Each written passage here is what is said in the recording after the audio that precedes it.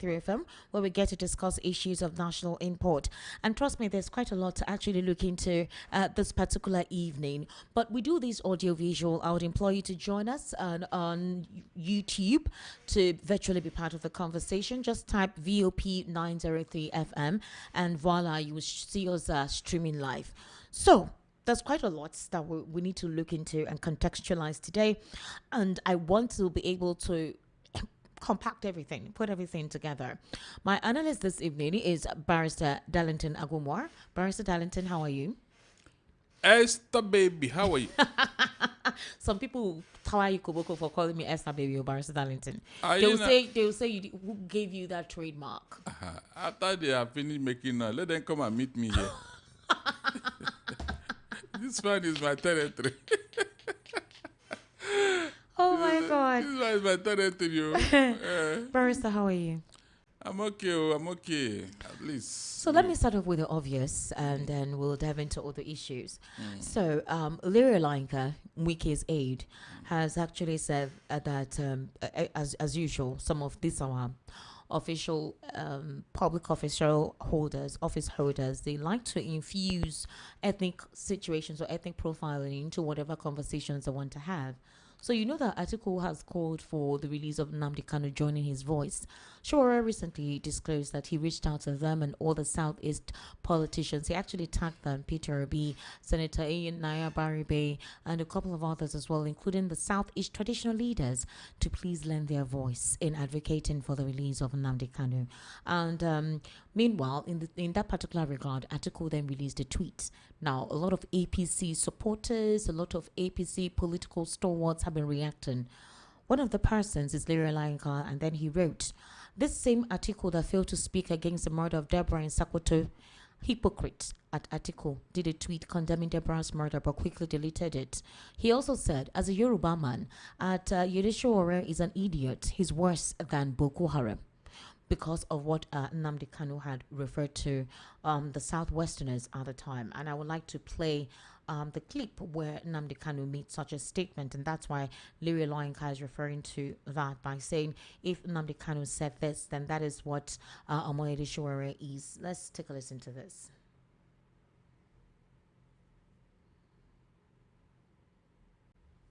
I don't exclude anyone. If you are attending a Yoruba church, you should be ashamed of yourself.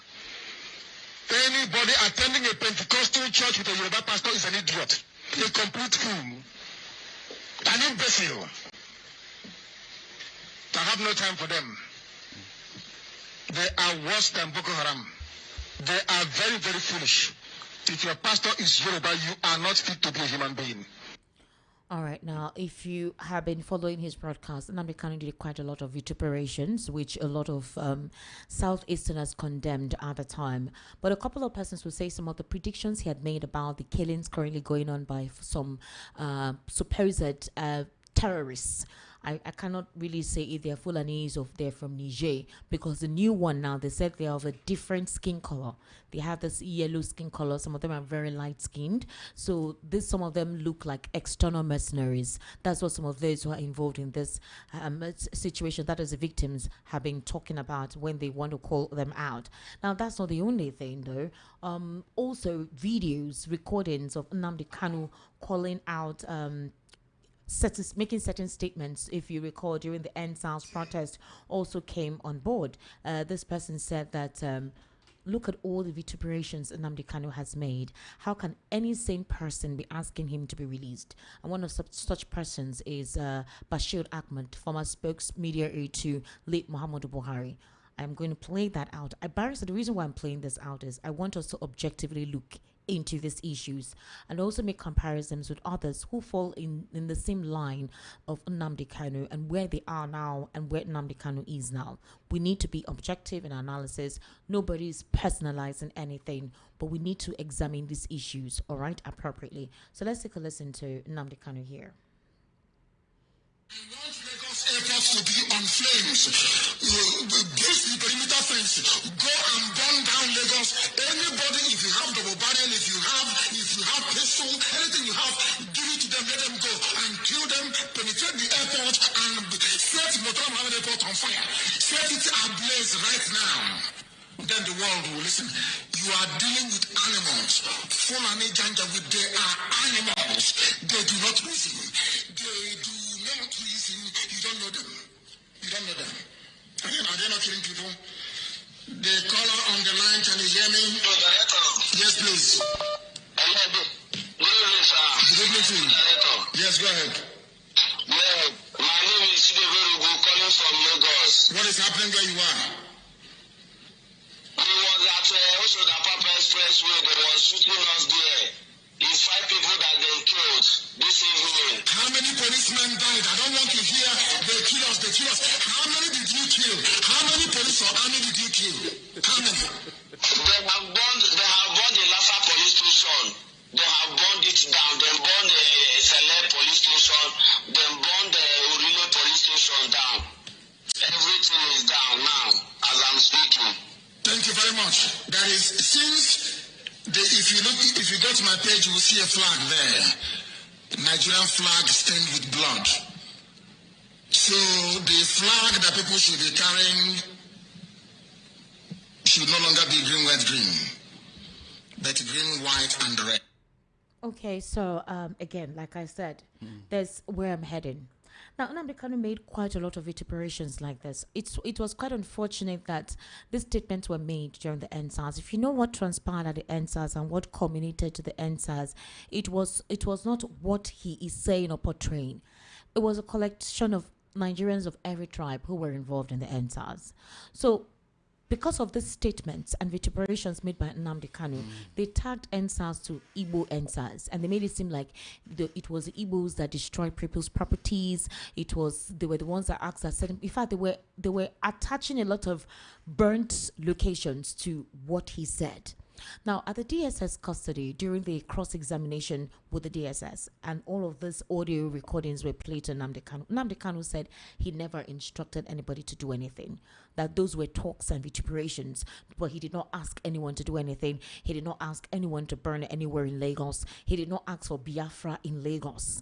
All he was advocating for was his right to self-determination and any Igbo individual's right to self-determination, because according to him, they've been disenfranchised for too long, they have suffered for so long, and that the stigma of the civil war is still on them, and the Nigerian government continues to treat them as outcast. And so that's what he was calling for. But a couple of persons feel that Nnamdi Kanu went too far with the things he said.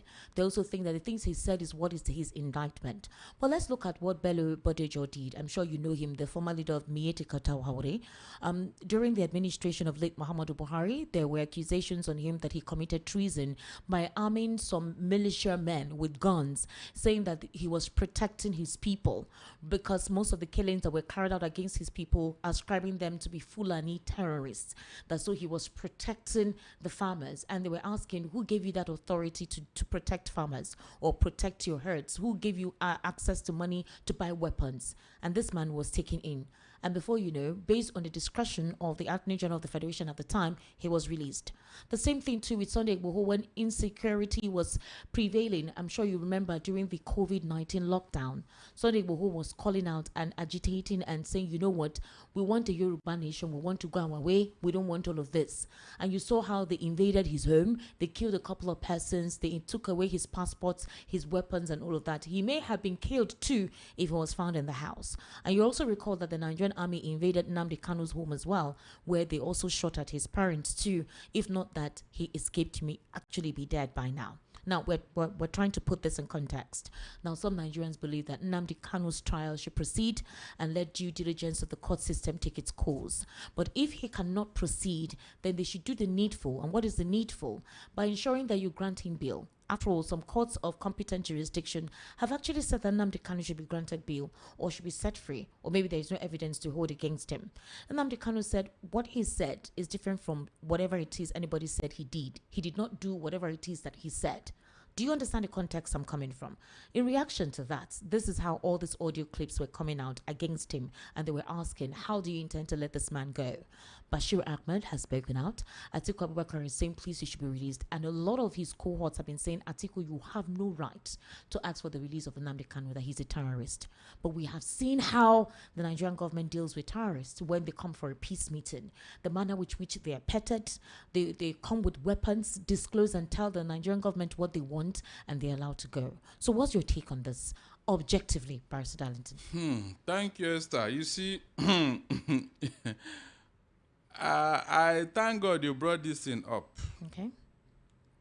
Because when I was talking about those who want to embarrass the Igbos, that they are not doing anything concerning Nnamdi Kanu and all that they should come out. You want to call them. And I'm telling you that, look, the situation of the Igbo man in Nigeria is peculiar. What others did and get away with it, if an Igbo man try it, he will go in. Esther, true of us. Is that not a fact? What others will do and get away with it, if an Igbo man try it, is a very huge problem. What Carlos said, oh my God. Is it what he said that is more important or what he did? You know, the most important thing is your action, not your utterances. Esther, if I come out here and argue with you, say I will kill you, you are this, you are that, call you all sorts of names, but I never touched you, I never beat you, I never ordered, I never did anything to harm you physically. Which one is better? Is it what I said to you or what I did that is more important here? Nnamdi Kanu and his utterance was out of anger. And you are allowed to vent. All the things he said, please, are you not aware that people have said the worst things and carry it out? I mean, carry it out. And Nigeria is where it is today. These terrorists that are disturbing everybody from the north, are they Nnamdi Kanu boys? Was it Nnamdi Kanu that ordered them to do what they are doing? And why are they free? Okay, but Barrister, we're speaking about, I understand everything you're saying, because every other person too is joining voices with you. I just played you, this is just a bit of the clips of what whatever he said. Now the thing is, a couple of Southwesterners are now ascribing, they're saying that he was one who generated the hate, he was one who caused the imbroglio. The End SARS protest, that was something that a lot of Nigerians felt was now conveniently ascribed to be from a geographical location, that they were the ones that caused it. In fact, they said all the buses that were burnt at Saboing, with those new blue buses, they said that it was, the Igbos that burnt it. They even said that Tinubu's radio station, they ascribed it to that. But we saw a couple of thugs who were not of that geographic location who invaded the supposed peaceful protest that was carried out in 2020. But the thing is, does this exonerate some of the vituperations by Nnamdi Kanu? Because a lot of the recordings from the Biafra radio broadcast, all of this were played at the court, and they were dangerous rhetorics, and they said this were conversations that was meant to divide the polity, and that was not the right way to go, even if you're going for self-determination by creating unrest, riling the public, and creating tension, towards a certain ethnic group. So I need you to contextualize that with the call for his release and the fact that the federal government's attitude to fairness and how the spokespersons have been reacting to that. Esther, when you consider even what your political leaders have done and said, you will now know that Nnamdi Kanu's outburst is like a child crying for help.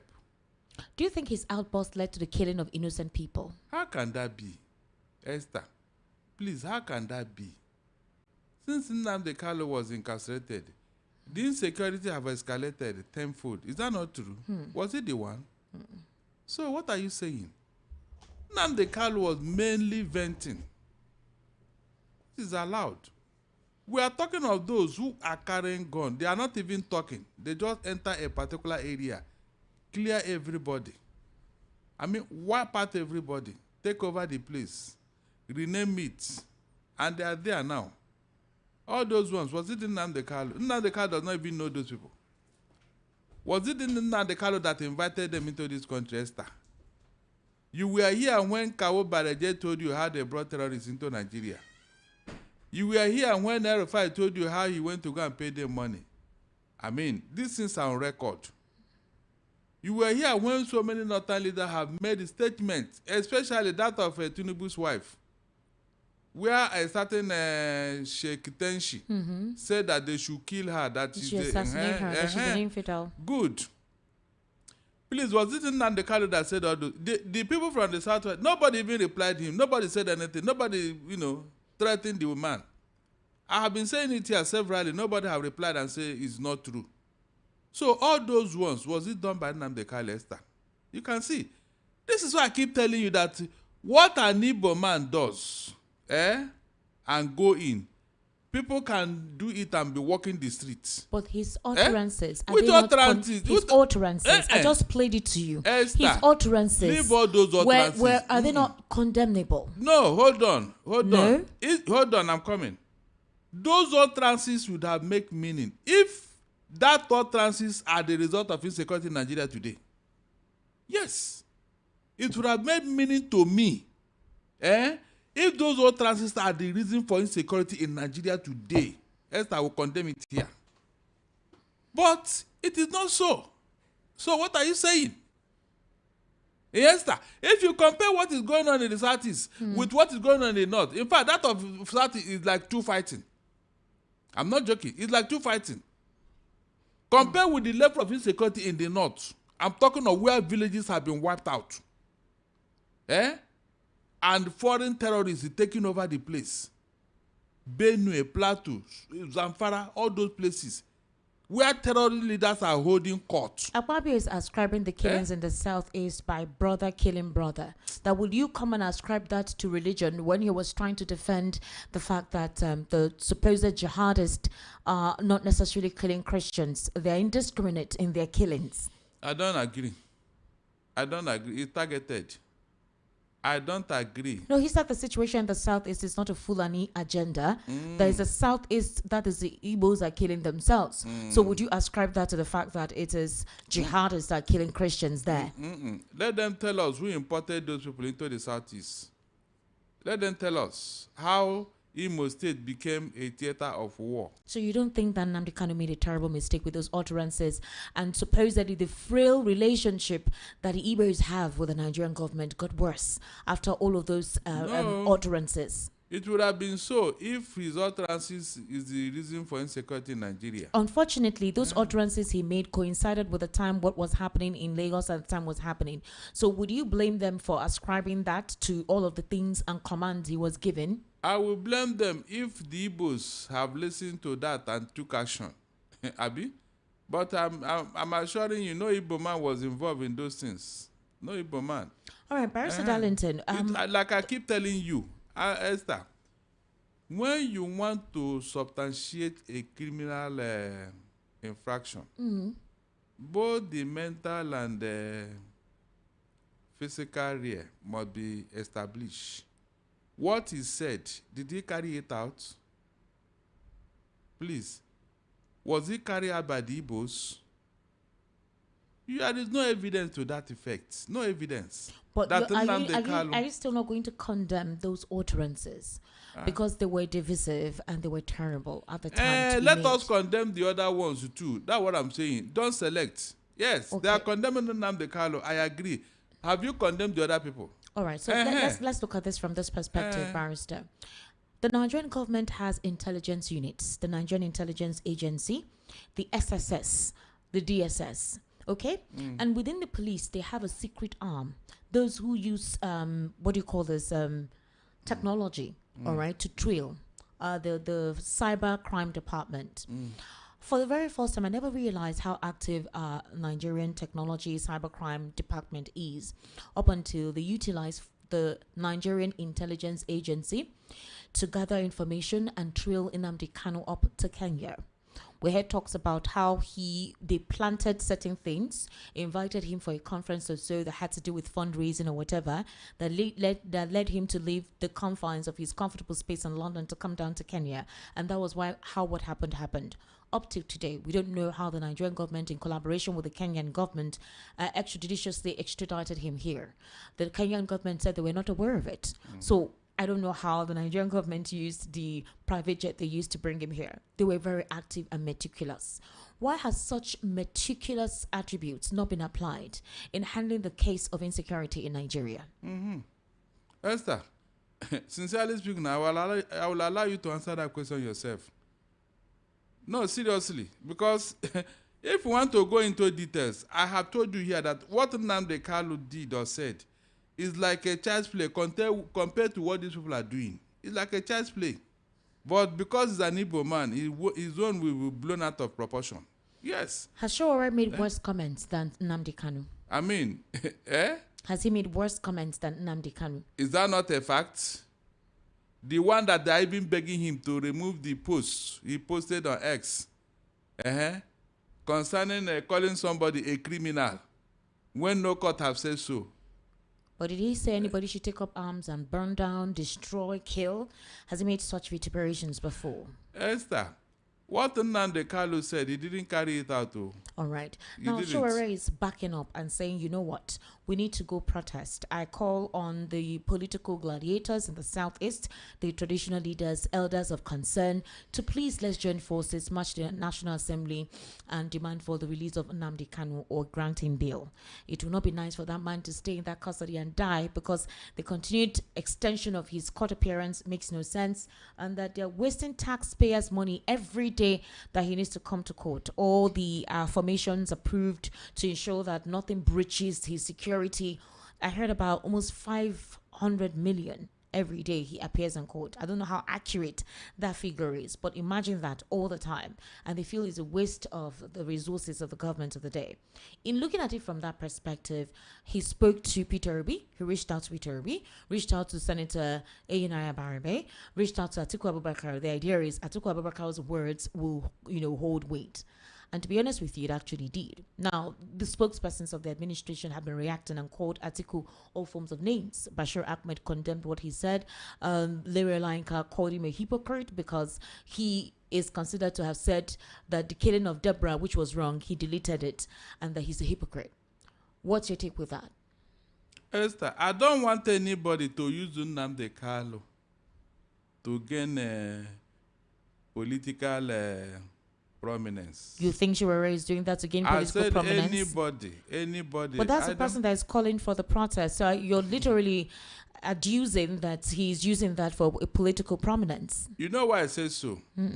Before now, the Igbo leaders and Igbo people have done extensive job in releasing Nnamdi Kanu. It's on record. If nobody have done anything before now, we'll say, okay, maybe this one will wake them up. But we have done so much for the release of Nnamdi Kanu, which is on record. So why would anybody now come to jeopardize the effort that has been made? Because these things are being done behind closed doors.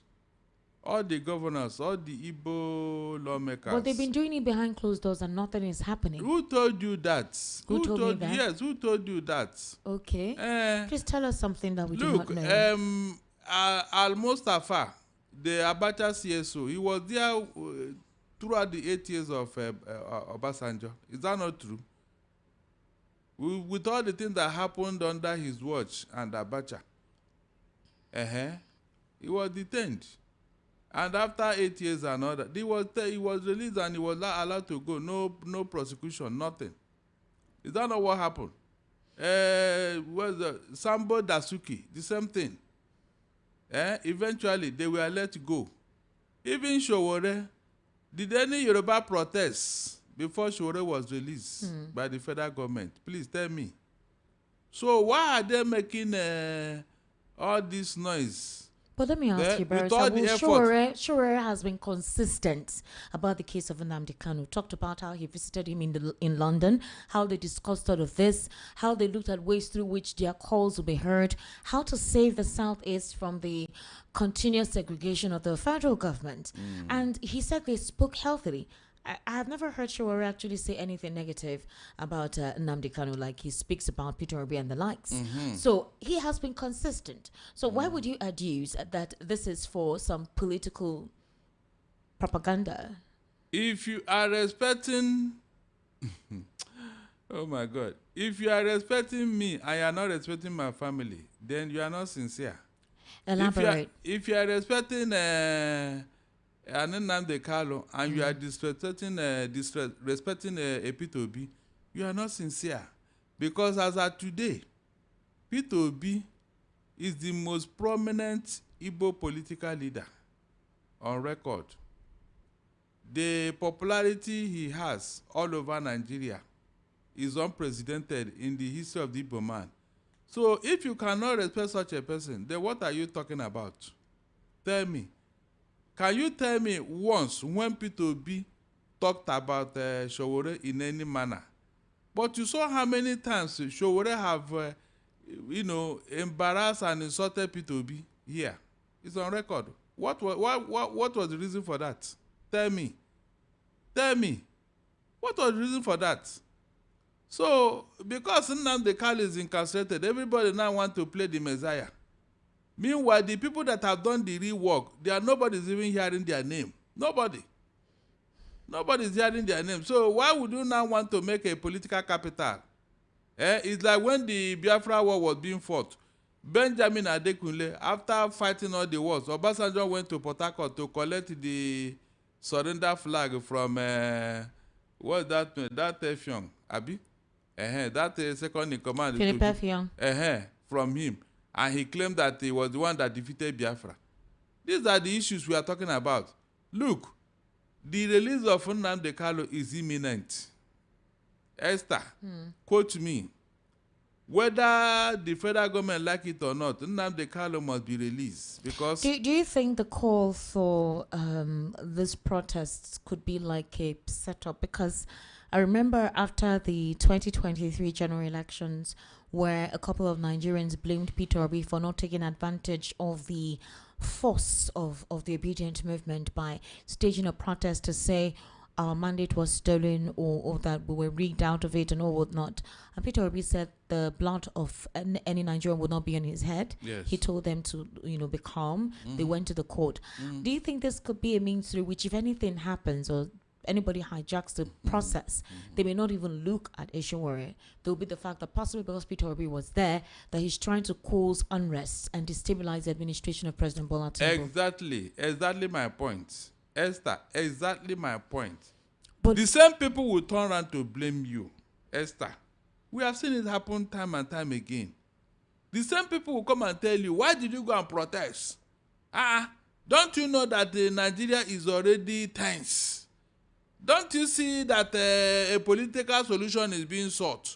That Igbo leaders are talking and all that. You went to go and protest. Now look at the problem you have caused. They will be the one to unleash their agberos and their talks to infiltrate the protest and cause mayhem. Who will you blame, Esther? Who will you blame at that point? Is it not Igbo leaders and those who joined the protest?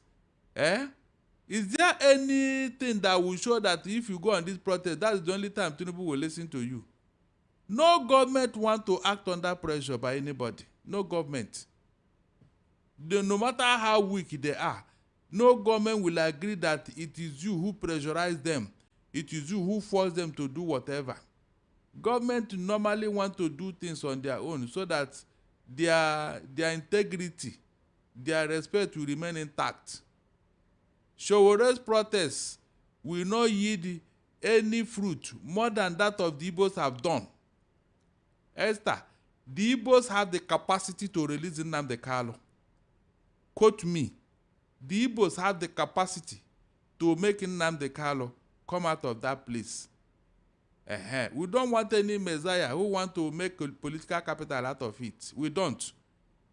Like I keep saying, his own release, was it called by a protest? So why won't the representations the Igbos have made cause the release of Nnamdi Kanu if truly there is sincerity in it? Is it when they now go on protest and something happen and they continue where they stopped in 1967? No, tell me what particular fruit this thing will yield. Tell me. You want to go and move more pressure on a Tinubu? So that what will happen? By the way, why would they should be calling governor, sitting governor, to come and join him in protest? A sitting governor. Meanwhile, he has not won any councillorship anywhere in Nigeria. I mean, councillorship. You are now calling a sitting governor to come and follow you. If you go this protest on your own with your people, what will happen? Did we stop you? Was there any person that said, no, don't go? We didn't say you should not go, but to calling us out as if we don't know anything, we don't know our left from our right, as if we don't know what to do. It is only him who knows how to secure Nnamdi Kalu's release. That's why he's calling us. Do you know the embarrassment this will cause? After all the effort we have made over the years? No, tell me. I don't think that is the way to go. Because himself, there was no protest before he was released. No protest. So what are you talking about? As a matter of fact, they will tell you that this matter is in court. Why did the Igbos go about doing all these things? They have started again. The matter is in court. Why not wait until the court to finish? Kiniko. The same people will blame you on social media. They will target Igbo protests. Meanwhile, Showore is leading the park. Oh. They won't remember him. They won't see him. We have passed through this road before Esther. Let nobody play on our intelligence again. Nnamdi Kalu will be released. From the effort the Igbos are making, he will be released. You think it's just the Igbos? I said what about those who are non-Igbos? Are you saying they're not putting effort to call for his release? That's what I'm telling you now. It doesn't require protest. It doesn't require protest. It doesn't. It's a question of political solution, understanding. That's what I'm saying here. You don't need to go and bring out all the Igbo politicians and say they should come and follow you and go to us and do what? As a matter of fact, which governor, which lawmaker will follow you? And so when you don't go there, you say release Nnamdi Kalu. Then Tinubu say, okay, I've heard you. Yes, your protest is welcome. Don't worry, tomorrow I will release him. Is that what you're expecting? You know it will never happen. But when you use backdoor diplomacy so that you don't embarrass the government, that's what you are saying here. There is a way you will embarrass the government. They will feel uncomfortable and so, no, we will not do this. So tomorrow another group will come and protest here and say we should release their son. The other day another one will come and protest and say we should release their son. And then if we say, they say, No, you don't do things like that. Because when he was released, like I keep saying, there was no protest. There was no protest. So please, if you want to go and do, let him go and do it with his people as he normally do. All right. Not stop him. Barrister Darlington, the essence of this conversation is you can't criticize others if you don't criticize yourself. And on VAP, we try to present issues from an objective perspective. There are a couple of persons that may not approve of the reality being said. The fact that somebody is from your geographical location does not mean that when evil is out there, you don't call it out. If your brother does wrong, you don't. If you do it secretly, your brother may do it again because you did it secretly. But when you call it out, it doesn't occur again. And the Southeast, they're known for disgracing anyone who does evil. They don't cover it. Yes. They hide it. Exactly. They don't hide it, rather. They call it out as it is. It could be one of the reasons why they may not be liked by a couple of other people. Some other people will say, if somebody is your tribesman, take them inside and caution them. But outside, regardless of anything, don't tear him outside. Don't open his clothes outside. Protect him at all cost. But this kind of things breeds evil. Because if you cover evil up in secrets and you don't expose it to sunlight, it will continue. Exactly. And so that's why I said we needed to look at things from a prism of objectivity. And that's the essence of playing out these tips so that we can understand where some people are grieved as to say, you know what, let the courts take due diligence. Look at all the things he has said. Some people think that the things he has said put, that region in a terrible light. No. There are different perceptions to what transpired. Yes. Okay. Esther. Now I'm coming, Barrister, because I want us to listen to Maxwell Okpara, Nnamdi Kanu's counsel. Yeah. Let's take a listen to him about this.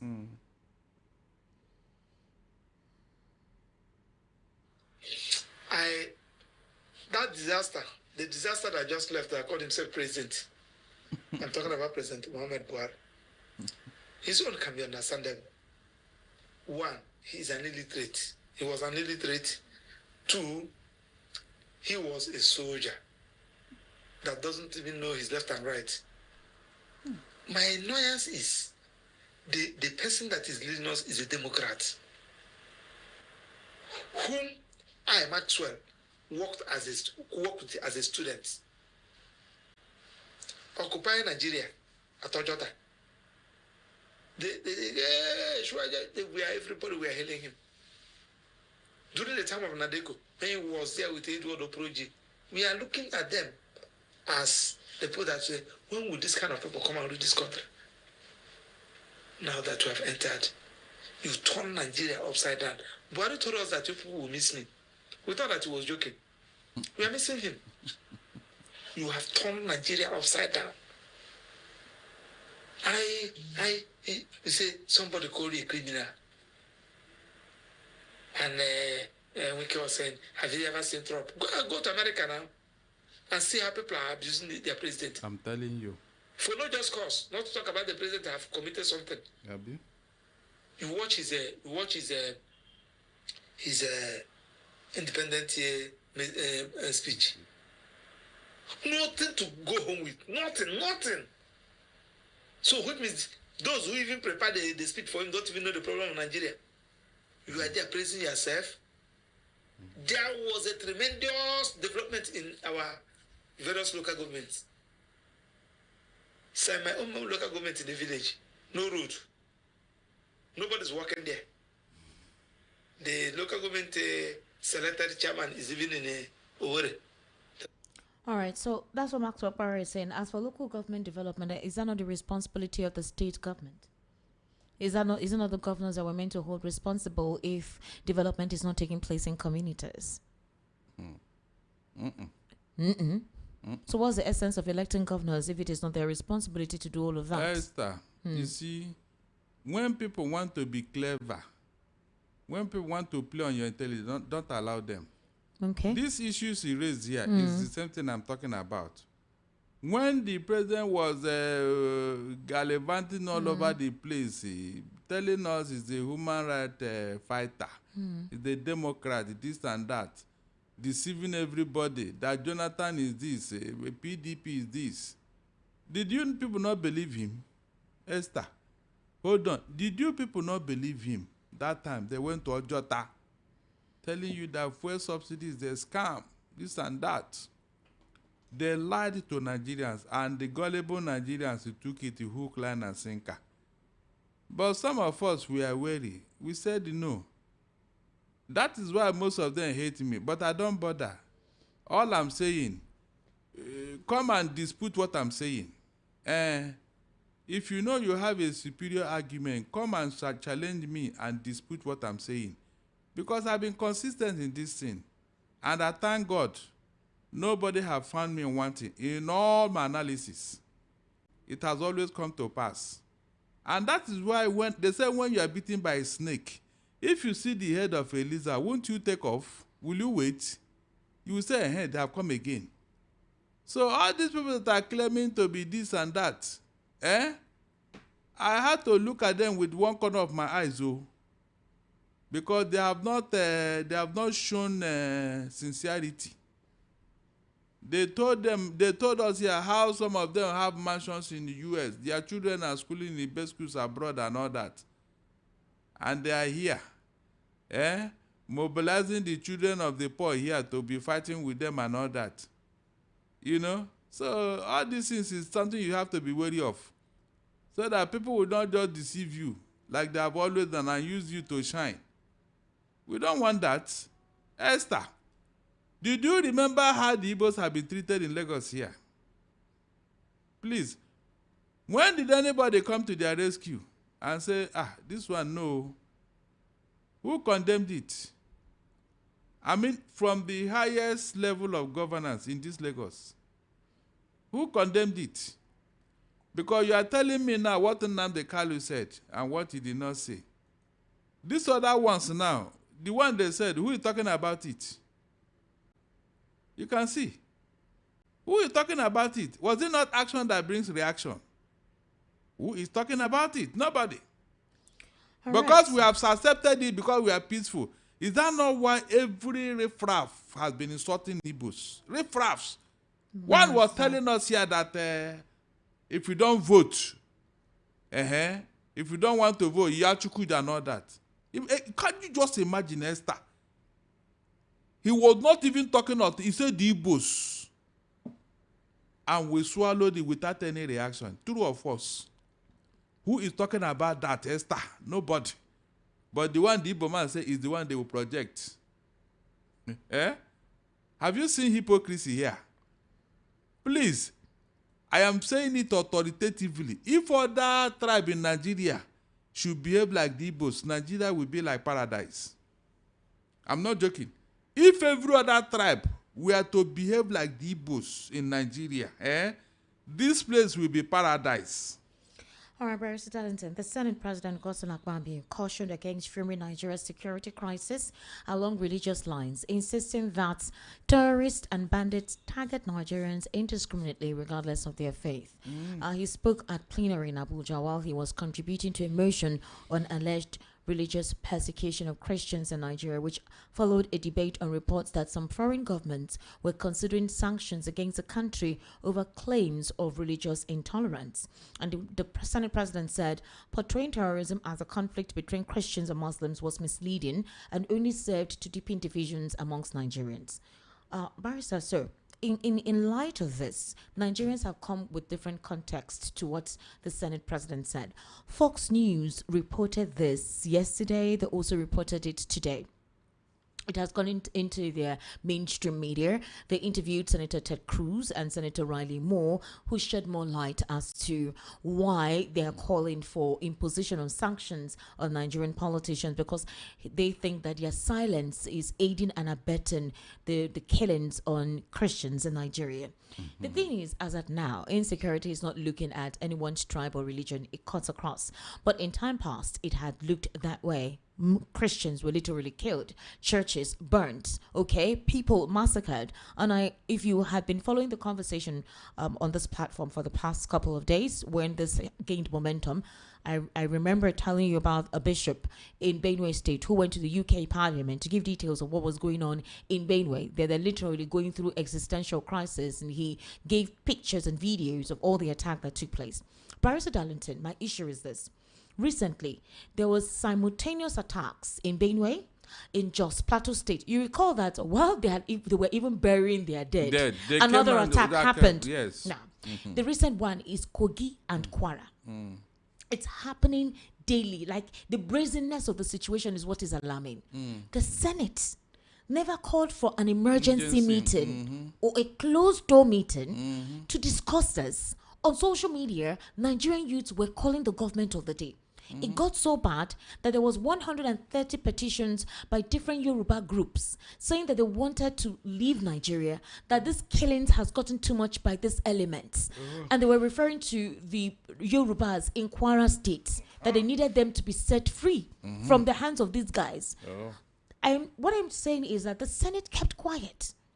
Some of the legislators, House of Rep members, called the atrocity out, especially those that their communities were hugely affected. They cried based on the report they revealed. But we did not hear anything decisive from them. So it now took the sanction that was going to be imposed, or the fear of the sanctions to be imposed on the politicians, for the people who are meant to speak to start speaking. The worst part is this. Godswill Akpabio said this. I need you to understand where I'm coming from. He said, allowing foreign narratives, especially from Western countries, to define Nigeria's security realities is wrong. He's proposing sending a delegation of lawmakers to the U.S. to engage with American parliamentarians and educate them on the true nature of the country's challenges. He said, when we go into executive session, now they are going into executive session, we can decide to set up a small ad hoc committee to go to the United States of America and engage their colleague parliamentarians there. That if you see what these people are doing, most of them are outsiders. Some people must have gone there to give a one-sided story. He's referring to the Benue bishop who went there earlier in March. And at the end, it will not look as if only Christians are being killed by terrorists in Nigeria. And that misrepresentation abroad could lead to sanctions that would harm all Nigerians. What is happening in the United States is of concern to Nigeria. If it's of concern to the Christians, it's of concern to the Muslims, because the moment they bring sanctions will breed poverty. And poverty knows no religion. Can you recall that President Bola Ahmed Tinubu rebuffed the United States of American president by saying that we don't need your aid, we don't need your grant, we've made more money from non-oil proceeds? How will the sanctions aid poverty in Nigeria? And who would be mostly affected if there are sanctions? Esther, don't mind Akbabe, they are G3. The sanction that is coming is not going to be imposed on all Nigerians. It's going to be targeted on political leaders who look the other side while Christians are being massacred. Yes, it's going to be a targeted sanction, and that is what they are afraid of. All the political leaders in Nigeria who look the other side when these things are going on, they are the ones. After all, they know them, they know their details, they know the role they are playing. So you cannot hoodwink American when it comes to insecurity. They know what is going on. They know, and we have been saying it here. If you say that other tribes are under religion, how many of them? Those ones are what I call collateral damage. Benue and Plateau are crying out today that some of their communities have been taken over. Is it a fact? Okay, tell me, these other core Hausa Fulani states that are suffering this type of thing.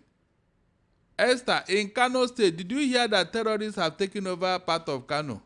They have sacked all the villagers, renamed the place, and take it over. In Sokoto, did you hear such a story? I mean, all the core Hausa Fulani states in the north, Katsina. So, what are you telling me here? Why is it prevalent in all the Christian states, especially Plateau and Benue? Since the time of Buhari, consistently, even Southern Kaduna, where you have predominantly Christians, you saw what happened under El-Rufai. All those facts, you mean the international community, they are not seeing it. You forgot that they have embassies in Nigeria. And they have a commercial section where they read all our papers and monitor all the things that are going on here. So which ad hoc arrangement are you going to make that they are not aware of? You are wasting your time. They are aware. They know what is happening here. Even all this thing that is very selective, how these terrorists are pampered because of their religion. How about that? The Mieti Allah leader that was released all of a sudden, in spite of what he did, Inko? No, those ones are not facts, Abi. Okay, have you treated the Christians who are equally agitated in the same manner? Sunday Boho is still on exile. He can't come home because DSS are still waiting for him. Well, he's been asking for the president to wade into it. But has it been done? He's still on exile. He's still on exile. So what are you telling me? Meanwhile, these guys are here, walking about with AK-47, all because of their religious leaning. Northern leaders are aware. They know what they have done. And they are not apologetical about it. What Sheikh Gumi have been doing and saying is well known to everybody in Nigeria. Let any other Christian go and do the same thing and see what will happen. You went to go and talk with bandits in the bush. Let one Igbo man go and discuss with IPOB leaders anywhere they are. And then let us see what will happen to that man. So you can see what we are talking about. The facts are there. It's just that the federal government of Nigeria want to deny the truth. Okay, the 400 names they gave you, if they are Christian names, will you still hide it? Esther? Oh, so what are you trying to So you're saying they're deliberately hiding those names? Very, very deliberate. When from a certain region. Tinubu told you he will continue where Buhari stopped. Don't you think that was a political statement? It was not because in the same breath they said they inherited a terrible economy. Leave all those ones. He's acting out what he said. That is where I now believe him. If not, why is he pampering the terrorists? Esther, can you explain one single reason why Tinubu is pampering the terrorists? Has he been very blunt with them? Except making statement that he knows that he is not even ready to enforce. How many times have you given marching order that is of no effect? Yet he left the military chiefs there. A Donald Trump will give you order and you didn't see result and you are still in office. You know it cannot happen. You know it will never happen. So why is it different in Nigeria? And you have a Muslim ticket too. So what is the benefit of all these things? Meanwhile, terrorists are increasing in number. More are coming into Nigeria. All because of what? Religious sentiments. Didn't you see what happened when the Lukarawas came? They said they accepted them as their brother. Oh. Is that not one of the statements that was made when they entered Sokoto? They said they accepted them as their brother. Brother in faith, Abi. My dear, they should start deceiving themselves.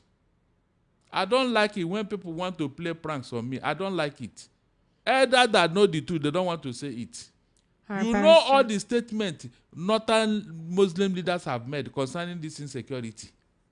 Does it show you that they are very serious about it? When Jonathan wanted to wipe them out, Esther, what happened? Did they not start writing petition all over the world that Jonathan want to retaliate what they did to the Igbos during the war? Yeah. All of a sudden, Nigerians have forgotten all these things. They are forgotten. Meanwhile, the whole world is taking note. And when we now raise it up, you say there is nothing like that. So until they wipe out everybody, Abi, those people that are occupying Benue villages and the Plateau villages, who are they? Not just Benue villages, are they Christians? They are everywhere now. So at least everywhere. it is more prevalent in those two states. Those two states. This one is villages. This one you can say, okay, they are in the bushes and all that, but villages. Those people, are they Christians? That is the question you should be asking. All right, Barrister, we'll take a very short break. You're listening to the Evening Rush right here on Voice of the People, 90.3 FM. My name is Esther Wachku, and you've been listening to Barrister Darlington Agumore. His purview and opinion are his, and he's alone. He doesn't necessarily represent the thoughts and ascriptions of VOP 90.3 FM. So let's put that there. We'll be right back after this break.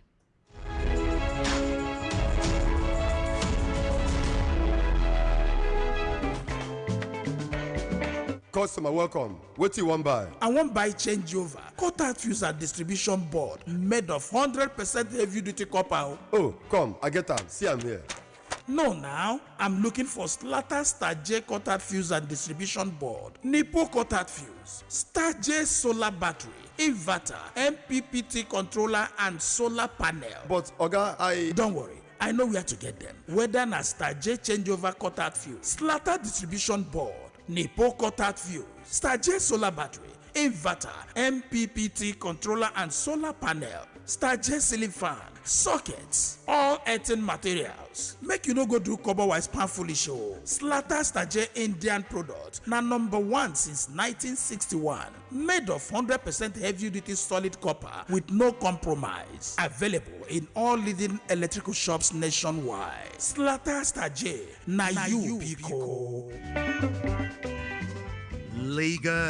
Lagos, are you ready? The Niger Landlord Summit 2025 is here. Join us on Saturday, 1st November 2025 at the Golden Tulip Hotel, International Airport Road, for the biggest gathering of real estate minds in Nigeria. Come and discover how to profit from the booming housing demand in Nigeria. Explore funding and investment opportunities that work. Gain insights and government housing policies shaping the market. Experience the latest prop tech innovations transforming property ownership. Network with top developers, investors, and policymakers all in one room. Don't miss this power-packed event. Registration is 50,000 naira only, with full access to sections, exhibitions, with premium networking and refreshment. How to register? Make payment to VOPFM account number 112-416-8488. Again, 112-416-8488. Zenith Bank. Send your proof of payment via WhatsApp to 0707 115 4297. 0707 115 4297.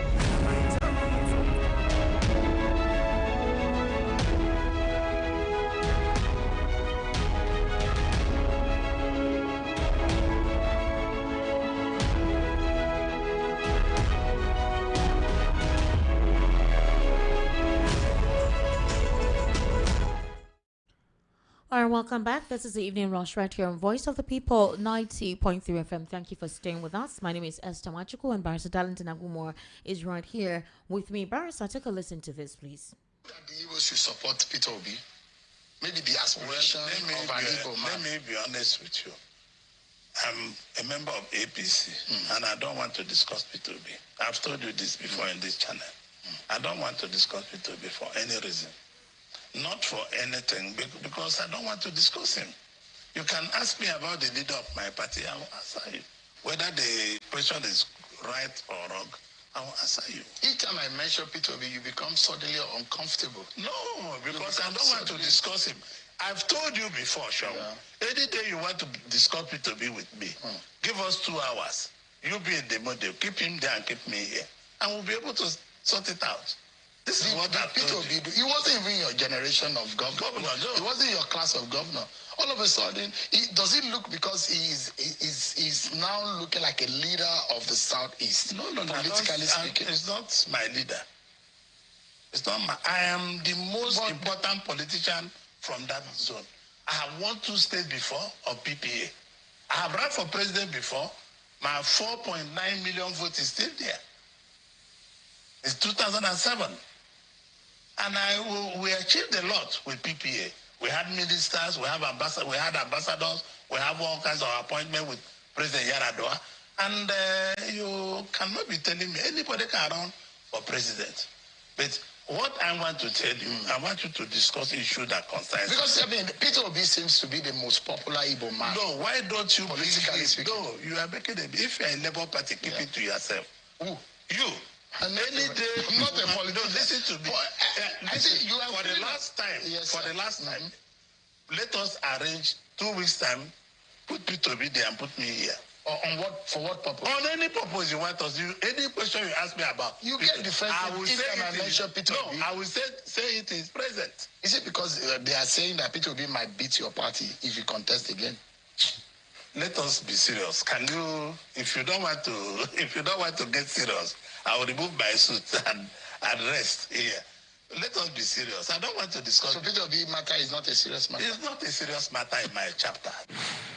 All right, Barrister, the reason why I played this was, you know how media do. We can put some kind of headlines to generate quite the reaction. On several occasions, if you attend that platform, specifically, it's Politics Today program. It's the very used to mentioning Peter Obi. It's not wrong. Peter Obi is always in the news. Now, you could hear Shehu wanting to infuse, possibly to get a reaction from Audio Zokalo. That is not the first time Audio Zokalo has appeared on that channel, and the question about Peter Obi was posed to him. Audio Zokalo always refuses to respond. He has said Peter Obi is his brother. Well, that he belongs to the APC, he will work for the APC. He will not run down his brother to score cheap political points. You could hear him categorically state, drop this conversation. Let's look at other issues. Let's discuss other issues. The anchor kept infusing Peter Obi to get something out of him. And then he said, you know what? You're saying Peter Obi is the leader. No, he's not the leader. I'm the leader. I'm the leader there. And if you want us to say anything together, let him be in front of me. But there have been different reactions to what Audio Zokalo said. I don't know if some people listened or watched that interview. What's your purview with what you have heard? Now, if you look at that interview, the anchor was trying to pitch Audio Zokalo and Peter Obi. And these are 2 Igbo sons. But the reaction of Audio Zokalo is what brought the opprobrium against him. What's the reaction? The reaction is that he didn't do well as a governor of Abia State. Okay. He's on record. And so saying that he's the most whatever, people say no. He's the leader. It can't be. Yeah, are you getting it? It is the reaction of the people that we are talking about here when he made that statement. They said, no, you can't be because you didn't do well in Abia. That is even me, in the morning when I was analyzing for a Kamichide, I said it.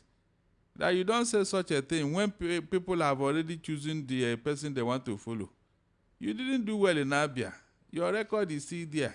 And that is what we keep telling people that, look, whatever you do today, the record will be waiting for you tomorrow. That is who we are, Esther. maybe I've been saying it. 90% of the time, Nigerians don't understand the real Igbo man, the way we behave and think and talk. It's in our blood. When a Kremado happened here, Esther, you saw how the Igbos came against him. Is that not true? Yeah. Even when he wanted to be Senate president, you saw how we on this platform. I led the pack. I said no, you can't be Senate president since you believe that Igbo man cannot be president. You cannot be Senate president, and that is who we are. Nobody will come and hey, it's your brother now, and this and that. All right, Barry, so we'll soon be opening the phone lines. Finally, Governor Peter Mbra of Enugu State is set to join the All Progressives Congress following the dissolution of the party structure in the state by the National Working Committee. There was a major shake-up, and it was announced today. The APC national leadership appointed Dr. Ben Umuye as the new caretaker chairman of the party in Enugu. Umuye met with Governor Mbra earlier today in what insiders described as a strategic reconciliation and realignment meeting ahead of the governor's formal defection to the ruling party. The development follows the resignation of Uche Naji, former Minister of Science and Technology, whose exit is believed to have cleared the last major obstacle to Mba's entry into the APC. Now we literally have majority governors of the APC. Barrister, is 2027 not done and dusted? In fact, even with this appointment of INEC chairman, I wonder what the opposition will be doing and saying by now. Because I don't know how many opposition governors that we have now. Alex Oti, Governor Adeleke, Sheyi Makinde, I think. How many of them remain? In fact, in opposition. By the end of this year and early next year, I think more surprises will happen. Akwabi also said so that more of the governors are joining. So are we seeing a one-party state now? Well, it is left for the opposition because including senators defecting from other parties to the APC. Look, Esther, listen to me very well. I pray. I pray that some of the things I said here, somebody will recall it maybe next year or before the election. I told you here that the opposition are very relaxed. They are not doing the work of opposition because there are many political capital they would have made out of what is going on in Nigeria today. But they are not doing that. Imagine if the opposition were to gather. This is that they want to go and do protests within Nnamdi Kanu and all that if it's a personalized issue. What happened to opposition coming together in mass from north to south, west and east? We now know that yes, it is not a regional or tribal thing. Come out and say, look, this thing that APC is doing, they want to destroy democracy. Go there and seek for electoral reform. Go there and say that no, you will not appoint INEC chairman from somebody who is from your tribe and all that. Well, the new INEC chairman is from North Central. Exactly. So he's not a Yoruba, he's not an Igbo man. No. That name is still a Yoruba because Yorubas are more populated in Nikogi and Kwara. Yes. North Central. What is the name? North Central. What is the name? He's from what Kogi is the State. name? Yoruba people are in Kogi.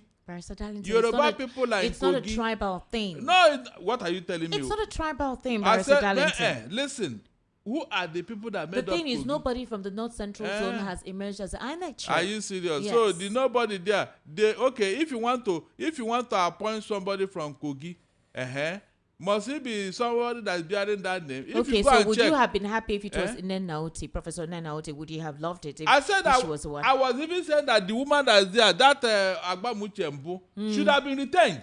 Oh, really? Yes. But Agbamuche is along with Mahmoud Yakub, and they were in the same... No. Why did they just leave her there for 2 days? 2 days. Temporary office. 2 days. Esther, 2 days. What an embarrassment. 2 days. You now replace her.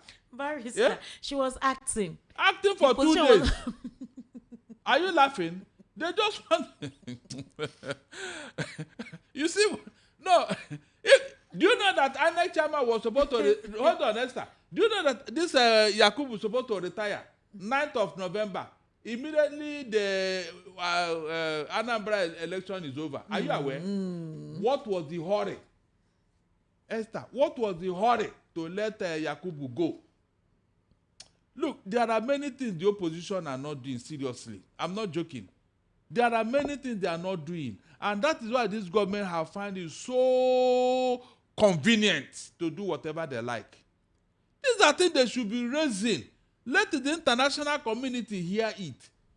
make too much noise about it, because that was what APC did So when they were in opposition. let me ask you a They are question. not doing it. If you would have preferred for Agbamuche to have been retained, Of course, or because of Professor Nnenna Oti, would you? Is that what you're? no. Okay. Agbamuche, because one, she's experienced. Okay. She's a member of that body. Okay. She knows the inner workings. She knows the problem of INEC. And she's the only person who have risen to that height after Yakubu. But you don't think that she was part of the system?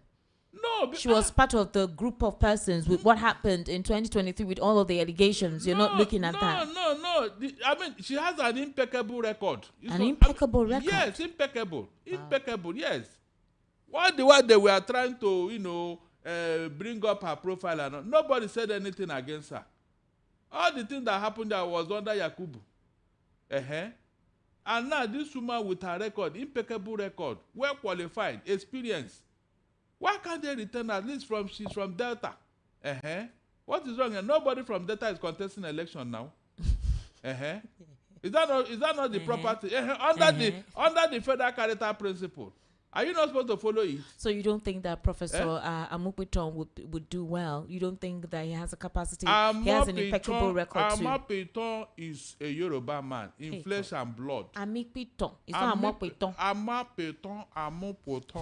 Amupiton. I don't know. Is a Yoruba man.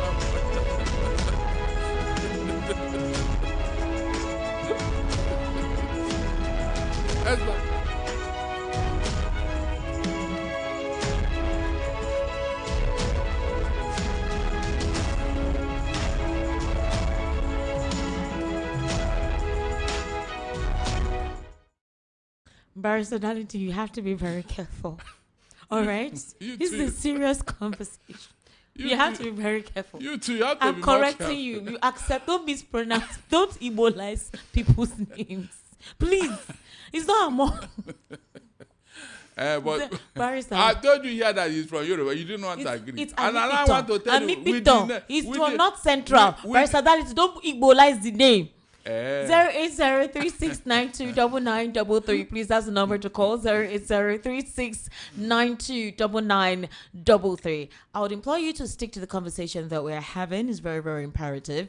Please, no slander, no insulting. If you call the president any name, I'll cut you off. Please don't do that, and we have a minute to respond to you, so we can take as many calls as possible. 08036929933. Hello, good evening. How are you? Good evening. Good evening, sir. Welcome. What's your name? This is Wale calling from Ayobo.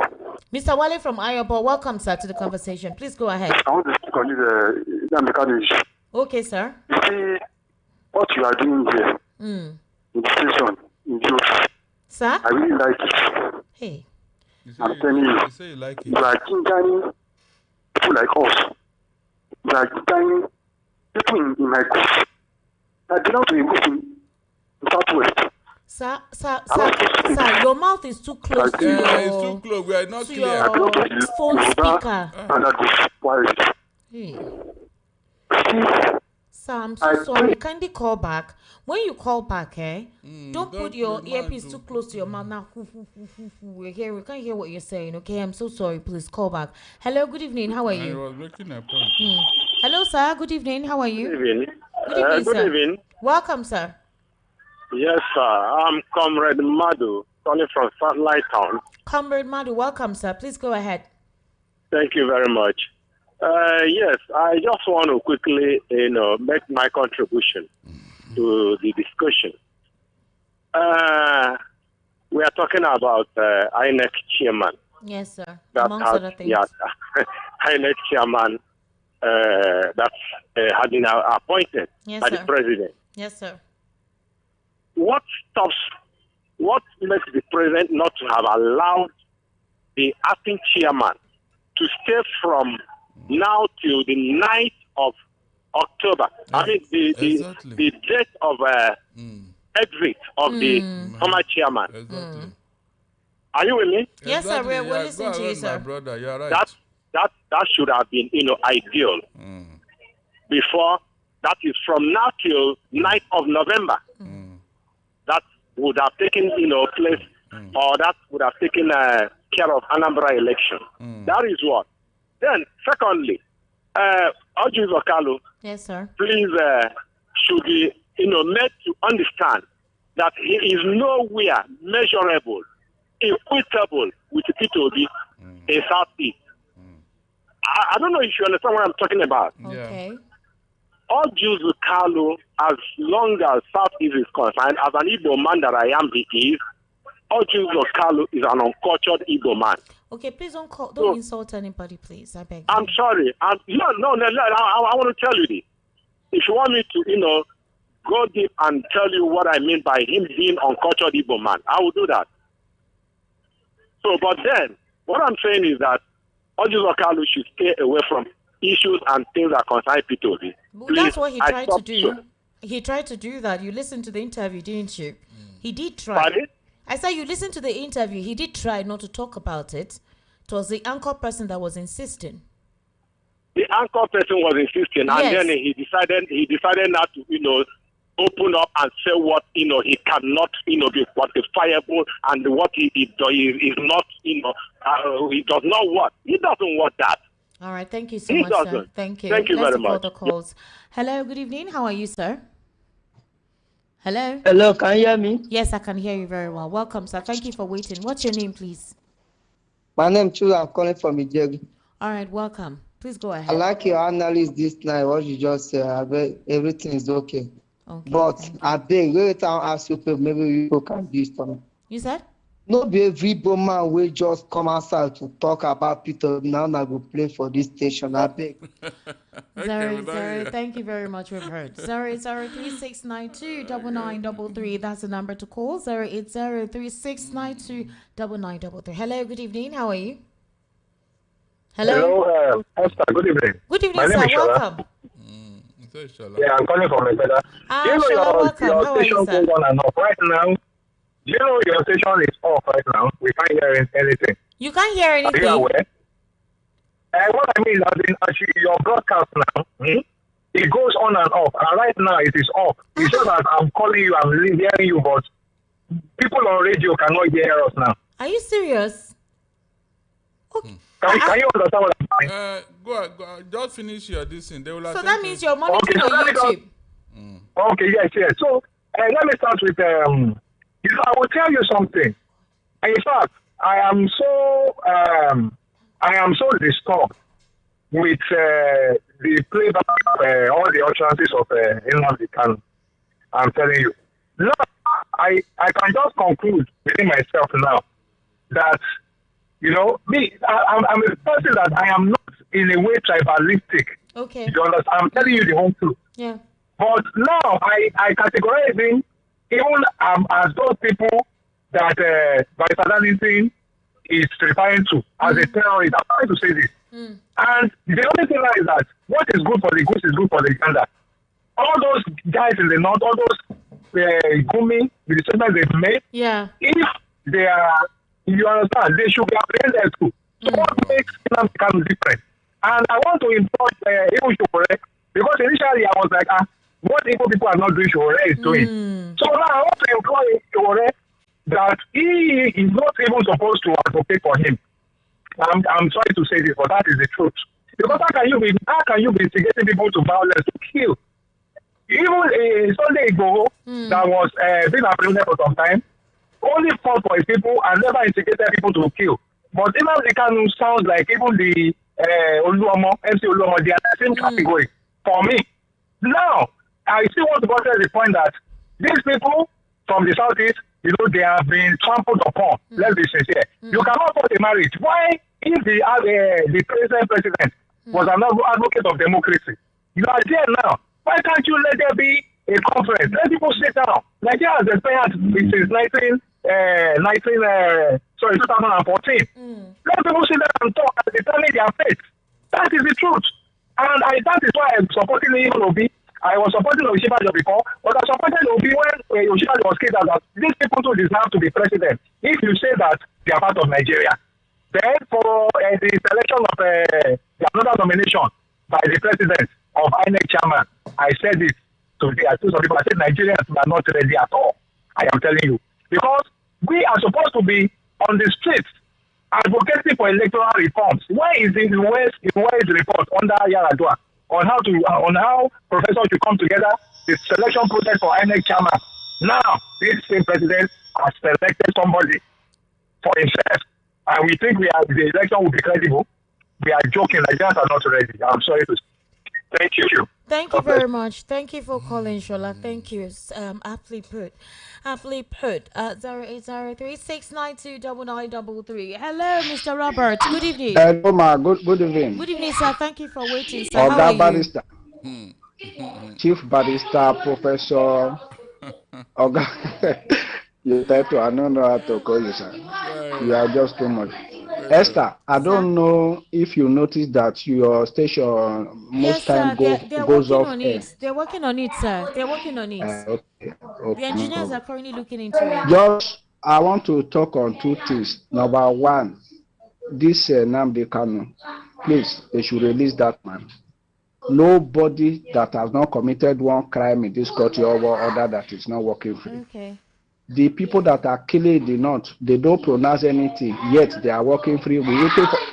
You saw them now when they came on me, Casina, with gun, and they drove back safely. Nobody disturbed anybody. And these are people, the next minute they kidnap and kill. Now they are, to my own understanding, he has not killed anybody. You understand? Should release that man. And for Uzo Kalu, I listened to him yesterday when he spoke with Akibaloye on Channels Television. What that man said was very, very wrong. How can you be denigrating your own brother? It's bad. What did he denigrate, sir? What did he say that was denigrating, sir? No, you see, when Akibaloye asked him about Peter Obi, the statement he was making, it's like he's competing with him to be as maybe something like that. He just said that Peter Obi is not his leader. That's what he said. Right now he will consider I don't know, himself to Madam be the leader. Did you listen to that interview from the beginning till the end? Yes, I did. There were other questions that he was posed at him, and he didn't. The way the thing look like, it's like he's jealous of Obi. Let me put it that way. Like as Obi is popular, that's why if you listen to what he said, if God give him head, that has also he become president of Nigeria.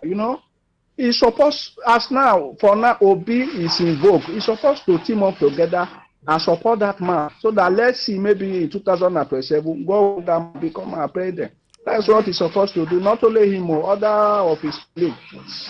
Thank you very much, Barrister. Good night. Thank you very much, Robert. Did you see that those who got tickets under the Labour Party with the push of the obedient movement, most of them have defected to APC? Yeah, of course. These politicians know they look say you be brother or sister. Then they now they are belle, then they look. Now we are belle face. Now where belle face? Hello, good evening. How are you there? Good evening. Hello, sir. Hello, good evening. Good evening, welcome. Yeah, greet your guest. Well done. What's your name, please? My name is Peter. Your name is what? Peter. Peter? Yes. Peter from Ogun State.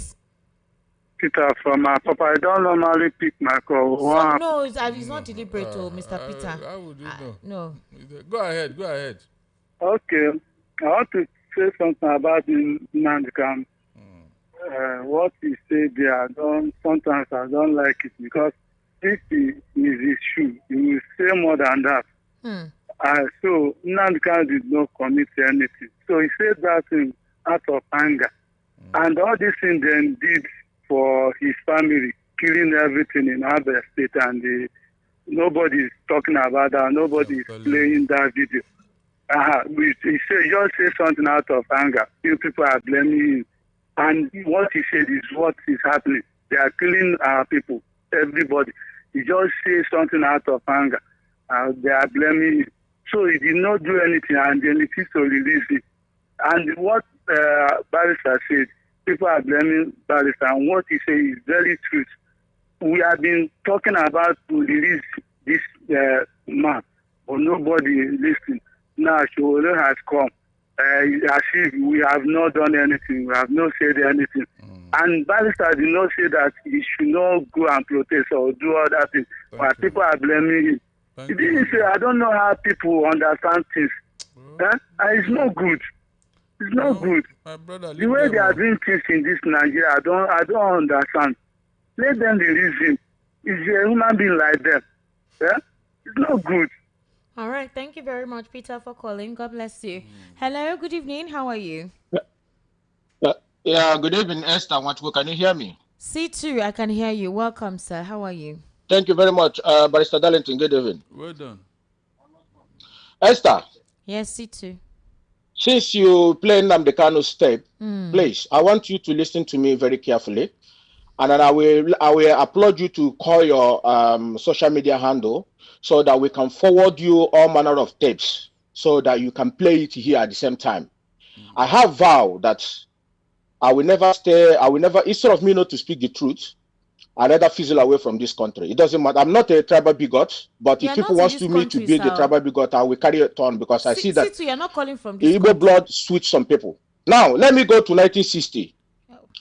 After the independence, this Amadou Bello, have you heard his tape before?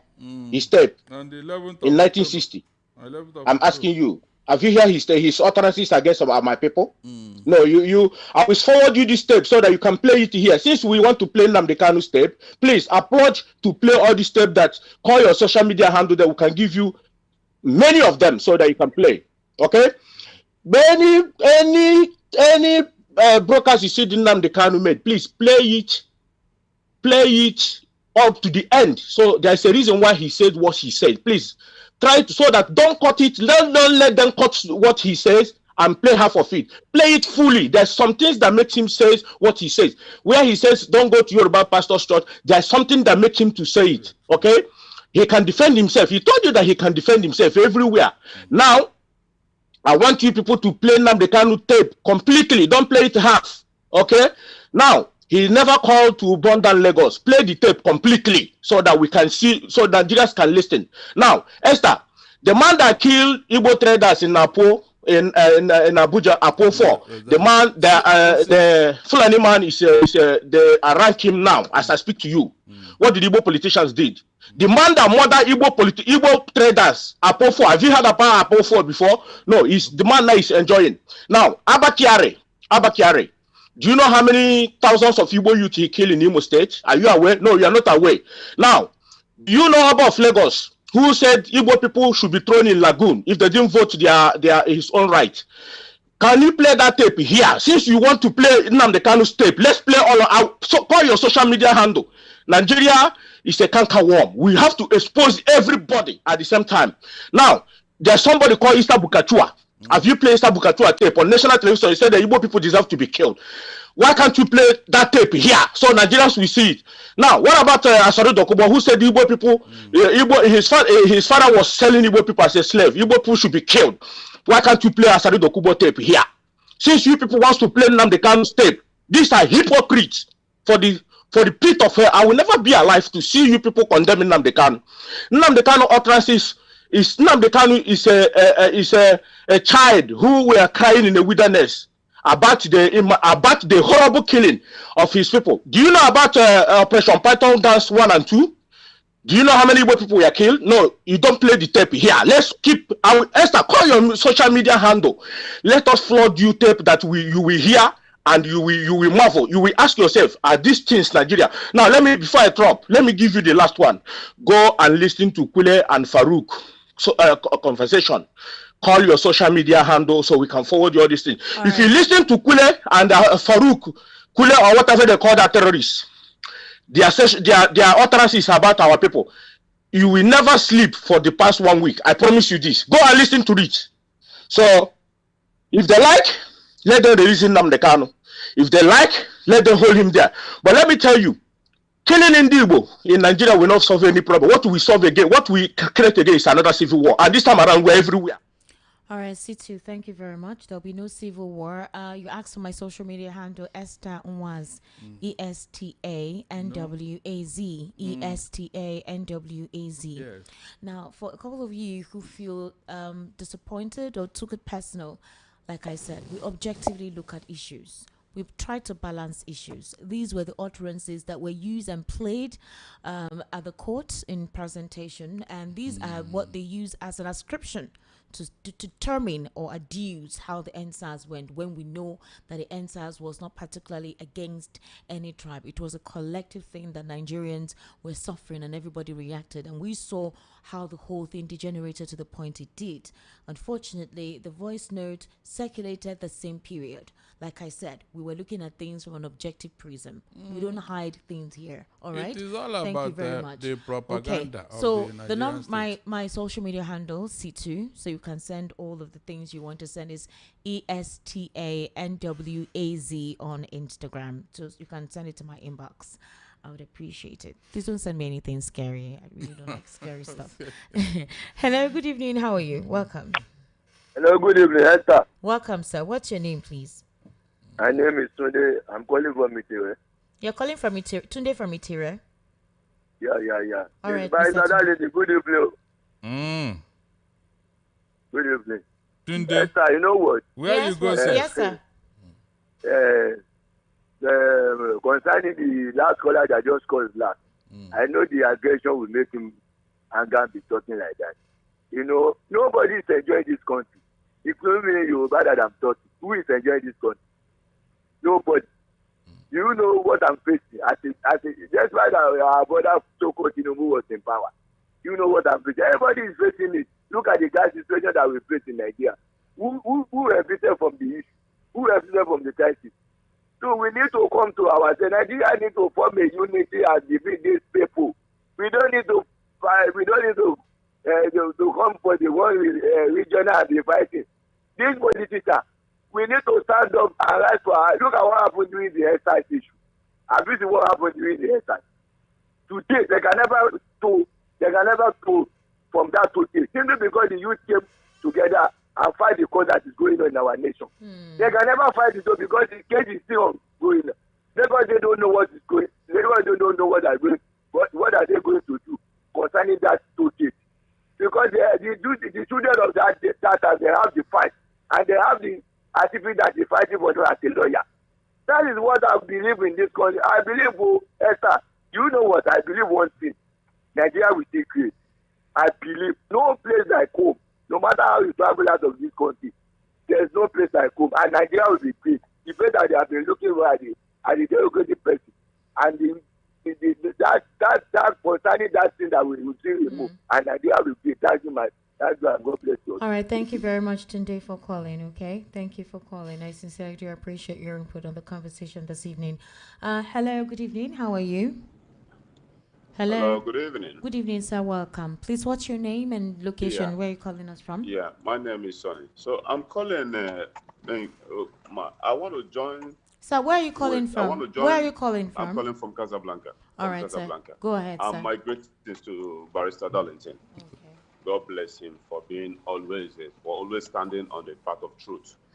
You see, for those who are ganging up issues against Nnamdi Kanu, you know, initially the judge was playing, you know, he was a kind of, I read what he said initially. I know that he was kind of playing the usual game of, you know, the hypocritical game, like trying to be friendly and all sort of things. But I know where he was going. He was a kind of trying to bite him, at the same time blow him brains as if, you know, he's by his side. But we know where he's going to end. But the issue is that if you have a case against him, prove it. Tell me who he has killed, at what point he has killed that person. Not what he said. Verbally, if it's verbally, what people have said verbally, we have millions of them. Okay. Those who have said verbally and carried out the action, we see it happen. But for now, there's no judgment against them. They're just turning around, messing themselves up, disgracing themselves, honestly speaking. Then for those who are cooking up issues, bringing out edited videos, edited details against Nnamdi Kanu, why are they not raising things against what they call him, MC Olomo? And so on and so forth, and many. I'm talking of the recent, not of many. Hello? What they call negotiator of bandits, what they call him, Sheikh Gomi, many. Right, of Maitala. How many Nnamdi Kanu followers have ransacked villages and take over the village and rename it after IPOB or after Nnamdi Kanu? Why are we that hypocrite in Nigeria and think that we'll make progress? In fact, Nigeria cannot stand. If we keep doing this way, Nigeria will never make progress. You see, even in the next 100 years, we're just wobbling, going nowhere. We're just deceiving us. Everyone knows the truth, but we need a scapegoat. You understand? And they have made the Igbo the scapegoat. If an Igbo man comes, they say, Igbo this, Igbo that, But other person will destroy the country. Look at the investment that's happening in this country. Most of those who invest in Nigerian money we know where they're from. Let me not, because we are in radio, because I know you will say, no, I have gone against your work, your policies and all that. But we know where they're from. Who have invested in Nigeria from independence to today. We know those who, when they say they have billionaires, we know where their billionaires come from. We know that most the Igbo billionaires work hard for their money. But we know those who their billionaires are mostly Nigerian money, Nigerian oil money, Nigerian taxpayers money. It's how they create their billionaires. Exactly. They have no initiative. So without Nigeria, they cannot survive. That's why they need Nigeria. They need to blackmail the Igbo man. They need to destroy Igbo man property out of envy. A lot of things are happening. That all right. Thank you so much, sir. Like the man who said he wants to send you videos. When you go... Hello? He's calling on WhatsApp. I think he has gotten a call. He has gotten a call. Hello? And see what they're saying against P2B. You'll be thinking that P2B is the president of Nigeria. All right, thank you. You think, and maybe P2B is the one making the policy who are deepening more people into poverty. All right, thank you very much for calling, sir. Thank you. Hello, good evening. Good evening, sir. How are you? How are you, sir? Fine. My name is CBK from Ababa. All right, go ahead, sir. This issue of bandits to go settle with them, all Boko Haram, all those things. Why those people? Somebody that kill somebody's father, kill somebody's mother, kill somebody's sister, carry somebody's sister to rape people's wife, and government they are saying we will dialogue with them. Person like me, personally, me and Boko Haram or bandits cannot stand say, this is bandits will repent, or Boko Haram will repent. I cannot stand with them. I will commit suicide. I will fire them, fire myself. I can't stay with those people because I know the pain where they do for people. Somebody that kill somebody, mama, kill somebody, father, and you are telling, say, this person repent, and you are dialogue with him. Eh? It's very bad. It's very bad. I can't see me as me. If I see them koro like this, I will kill myself, kill them. Thank you. All right, thank you for calling. Thank you. Hello. I'm calling from a neighboring country here. Which one, sir? So, hello. Hold what on. I want to say about I didn't hear you from the beginning. Namdi Kanu. You can't hear me. Which neighboring country? Hello, sir. What is your name? Can you hear me? Is that every politician has interest, and they must protect their interests wherever they go. So if Showore see Namdi Kanu as an opportunity for him to make name to the Igbo land, it is not his fault. It's an opportunity. So we should just give Showore a chance to do whatever he want to do. But finally, if at the end of the day, after all his protests and everything, Nnamdi Kanu is not released, then shame unto him. But if after he protested and do all the things that he want to do, he plans to do now, and Nnamdi Kanu was later released, then shame to all the Igbo leaders. Thank you. All right, thank you very much for calling. 080-3692-9933. Hello, good evening. Hello, good evening. Good evening, sir. Welcome. Please, what's your name? My name is Atiku. I'm calling from Nutrition. All right, sir. Please go ahead. I'm calling to tell you people that, do you know that if Nnamdi Kanu is guilty of anything charged against him, do you know that by now he would have been jailed? Of course. Of course. Do you know that? Of course. Before now, he would have been jailed before even, what's he called? Your president now. Do you know that? Because even the rate at which nepotism was being created, was being during the regime of Buhari, would have been jailed by now if he's guilty of all the charges against him. Because you cannot tell me that you kidnap somebody from another country and come to try him in your own law, of which you know that you have followed your own law with that. So why are we still talking about pardon or no pardon? It's not to be pardoned. He should be released unconditionally. You know that. Hello. Thank you. So. Hello. Okay. All right. Oh, okay, I'm with you. I'm with you. All right. Thank you very much for calling. Okay. Thank you. Hello. Good evening. How are you, sir? Yeah. Good evening, Esther. Welcome, sir. Please, what's your name, sir? How are you? I am fine. Thank you. Thank you very much. Yeah, good evening, Barrister Darlington. Well Esther, please, the audio you played, the Nandi Kano Sir, sorry, what is your voice name? played, What is your name? you would have balanced the narrative. Sir, You what would is have your balanced the name? question because you should have played what happened in Lagos too. During that NSAS protest. Sir, can you tell me your name? Where the police, the army started shooting. Sir, can you tell me your name, please? Your name and where you're calling from, so we can know who is speaking. Okay. Palace or and other places that would have balanced the whole narrative, because playing on only this one and leaving what happened in Lagos, that was unfair, because during that NSAS. Okay, let me ask you, Esther, please. Was it Nankano's statement that incited the military to shoot those guys, those innocent people? I wonder. Was it because Nankano said something that's why the police army went and killed almost 99 people according to the inquest, investigation? You should have balanced the whole thing, my sister. When you do this thing, you balance it. Right. Show Nigerians, because I'm watching from YouTube. You should have shown Nigerians what happened during that NSAS. Can you hear me? Those people who were involved, who were burning those stations, you would have showed them. Okay. I don't know why you can't hear me. You're calling on WhatsApp, and this is an international number, so I don't know your name, but I know you're not in Nigeria. Now, if you had followed me from the beginning of the conversation, and if you heard from all the angle I came from before I played that audio, I think you wouldn't have misinterpreted my line of thought when I was introducing this whole situation.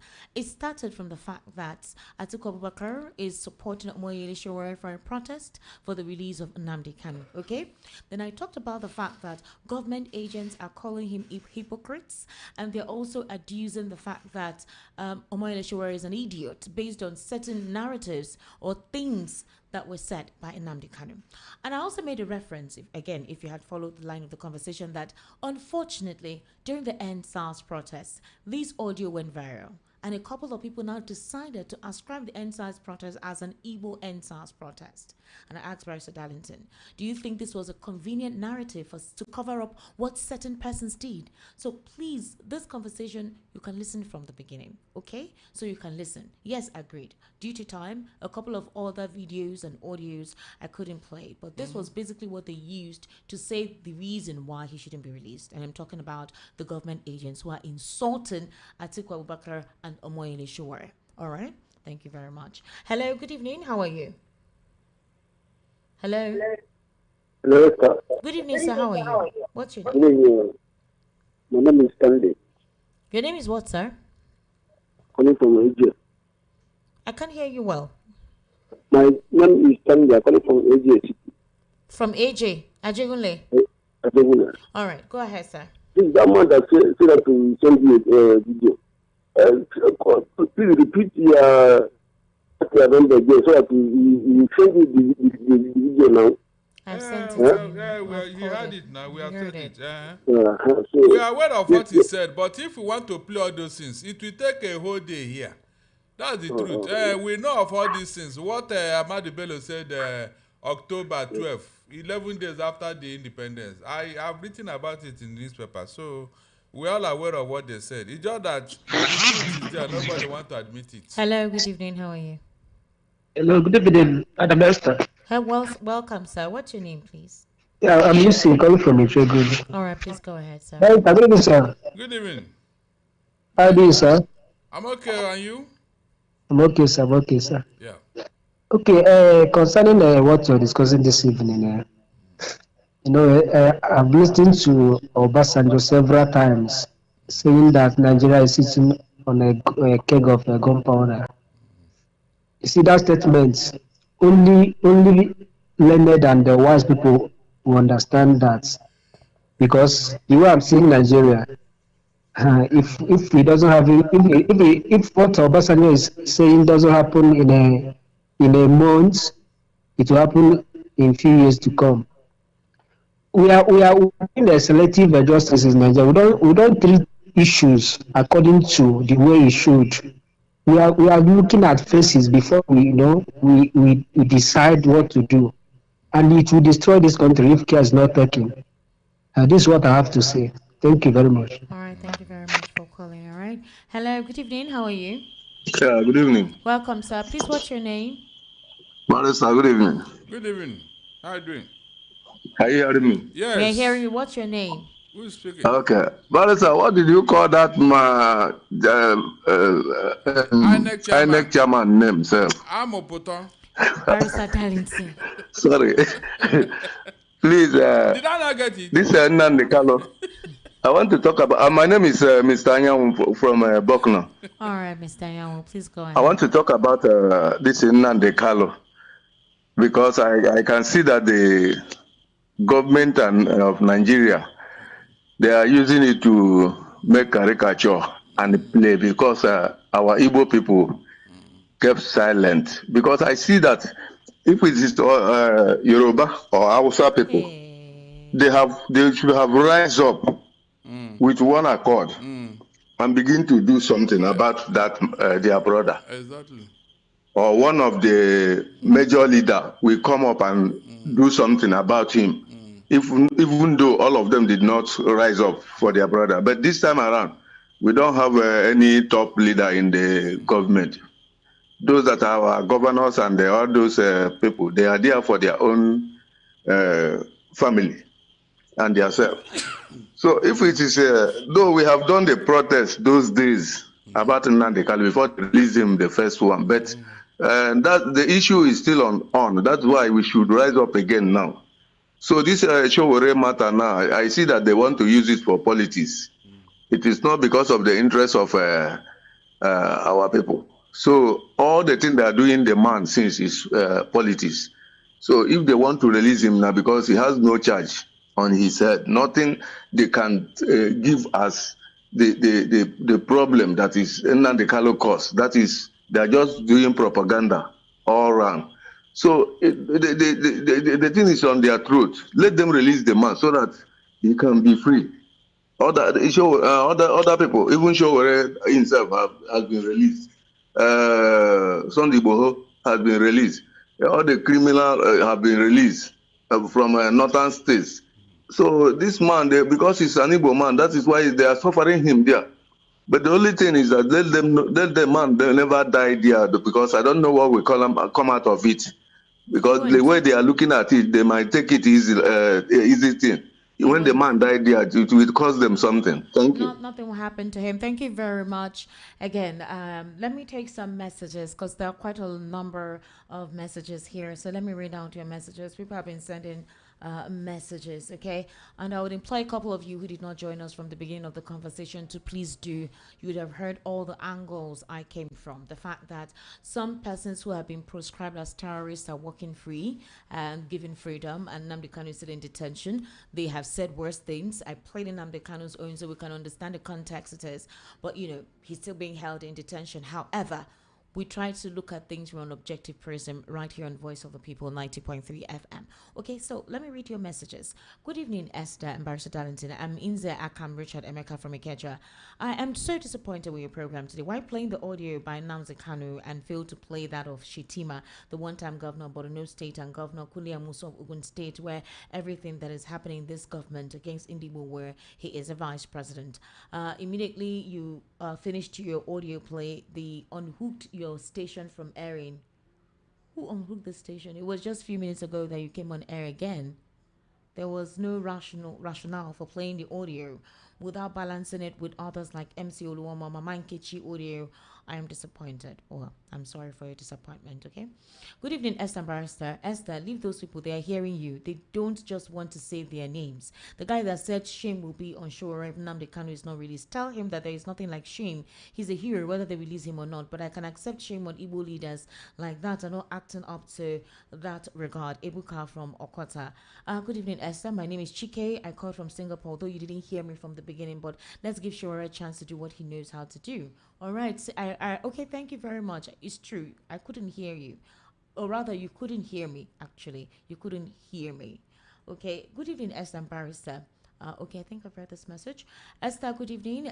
Good evening to Barrister. I'm Henry for Festac. The person that called and said he's calling from neighboring country refused to mention his name, said something not good that can cause ethnic crisis. Ishura is trying to advocate and see how he can put his own voice back in Nnamdi Kanu's release. Why should the man say if Kanu is not released, shame on to him? He went for that to say that Shura is trying to use Kanu to make name. It's nonsense. I'm an Igbo man also advocating for Kanu's unconditional release. All right, well done, sir. Thank you very much. Good evening, VOP. I take side with Barrister Darlington on the protest issue. He who wants to eat with the devil should use a long spoon. We can't fall victim the second time. Collins from Ian Kwaja. Thanks. Good evening, everyone. Okay. Okay, this person is giving, okay, I think I'll read this later. I'll read that before we round of the program. Good evening, Esther and the guests in the studio. In all this noise, day in, day night, what APC is doing to Nigerians that makes us to become beggars in a land flowing with milk and honey. May God Almighty arise and trouble those that are troubling Nigerians. Mayor from Ikotwegbe. Good evening, Esther. How are you? My name is Kenneth from Agor Palace. Honestly, the tape you played tonight about Nnamdi Kanu was not necessary. All right, and VOP signal is off here. Please, kindly indicate if you can hear us now. Thank you very much. Good evening, S. and Barrister Darlington. The honest truth is that some of the things Mazen Nnamdi Kanu said, something triggered it. I advise you play the full clips next time. As for the new INEC chairman, I was not expecting anything less. Aneke Chinon. So, good evening, Barrister and Esther. Please do tell me how to go about achieving freedom. Have MNK not done everything needed and necessary moves for peaceful disintegration? Did you not hear Shora saying that Eastern leaders saying that they are being hunted by DSS not to join the protest? They cannot do more than Turiji Bello, Sunday Boho, and even Shora himself. I have told you before, I'm telling you again, the North and the West have the agreement to enslave the Igbos perpetually. There is no difference between Igbo and Kanu, yet Igbo is free while Kanu is in captivity. All right, okay, thank you very much for this. The INEC chairman is from Kogi, Yoruba.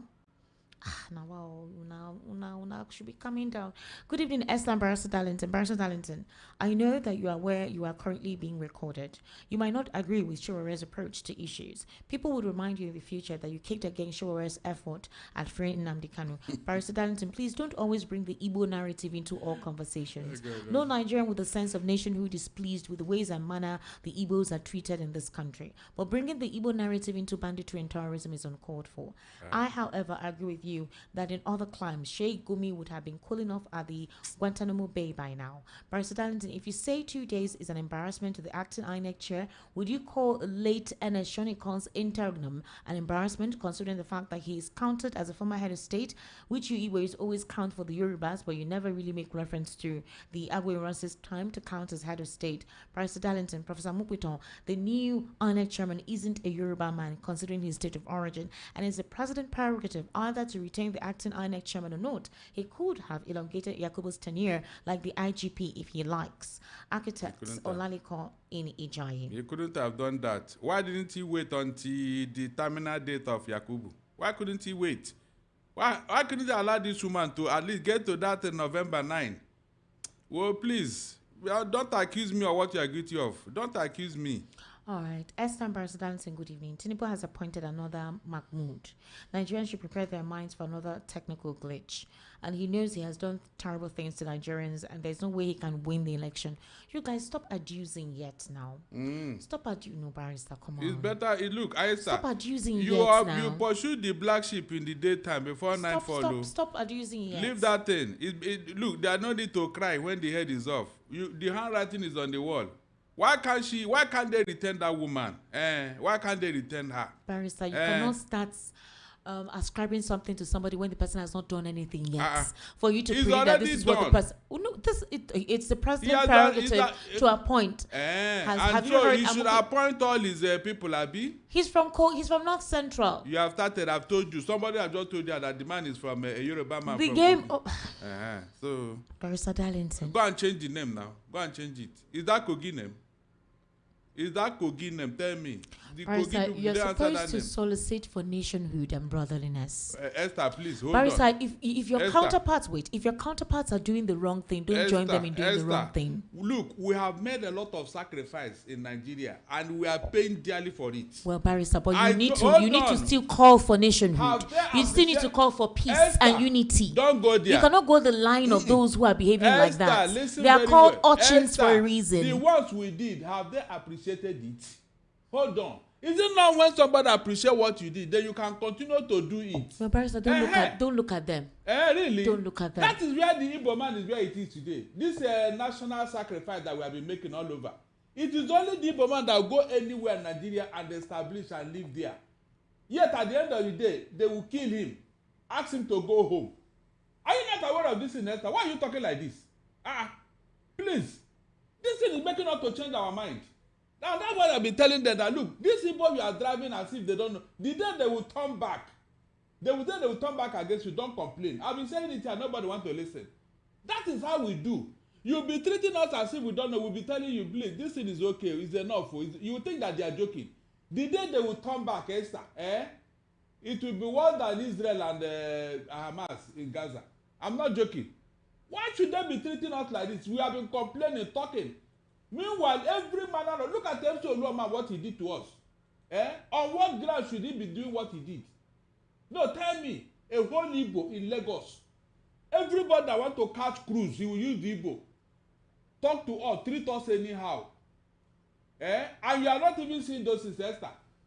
So, if the man should continue to suffer in Nigeria, but Barrister, why can't other tribes behave like us? Barrister, you cannot join any other person in making divisive, corrosive, or tribalistic statements. Yes. That's what I'm saying. You live above them. You are learned, you are educated, you're an elderly man, a man of prestige. You can't follow street urchins by being divisive in your utterances. That's just what I'm saying. So at this level of our lives, we should promote peace and unity. You are the one who saved your people in the Bible. Save us. You hear? Save us now. You see where we are. Save us, Esther. The same way you saved the Israelites in Egypt. I mean, in the Bible. Come and save the Igbos. Or are you not aware of what they are going through? Look at what they are doing to Nnamdi Kanu over nothing. Thank God we have been putting this particular issue on the front burner. Yeah, we've been talking about it. If they meant well, shouldn't Nnamdi Kanu be there? Look at how they are pampering terrorists. Esther, imagine if the Igbos are the ones causing this insecurity in Nigeria. Do you think you come out? Do you think you walk the street of Lagos? They'll be spitting on you, telling you, look at what you are causing. They won't let you rest. But the people that are doing it, nobody calls their name. They are not even discussing it. I challenge you to mention any radio station that have called out to Fulani and what they are doing in Nigeria. Just mention one. They don't call their name. They are sacred cow. And you are telling me I should be. So what does you want me to do? Except to call out what is wrong. Is that not what I'm doing? We have made this sacrifice severally. Nigerian state did not appreciate it. I have told you here, and I challenge anybody to tell me otherwise. We are the most peaceful ethnic group in Nigeria. Peaceful. It's on record. Why can't other tribe and other regions copy from us? And you see how Nigeria will be. Is that not what I've been advocating here? Hold on. Is there any other tribe that is more peaceful and diligent like the Igbo man? Let them come out and let us run a check on all of us. You will now know who is the problem of Nigeria. And we are calling it out here. So behave like us so that Nigeria will make progress and live in peace. They say no. And so you are telling me here now, I don't know what else I'm supposed to do that I have not done. I don't know what else I'm supposed to do that I have not done for Nigeria to move forward. Yet these other people refuse.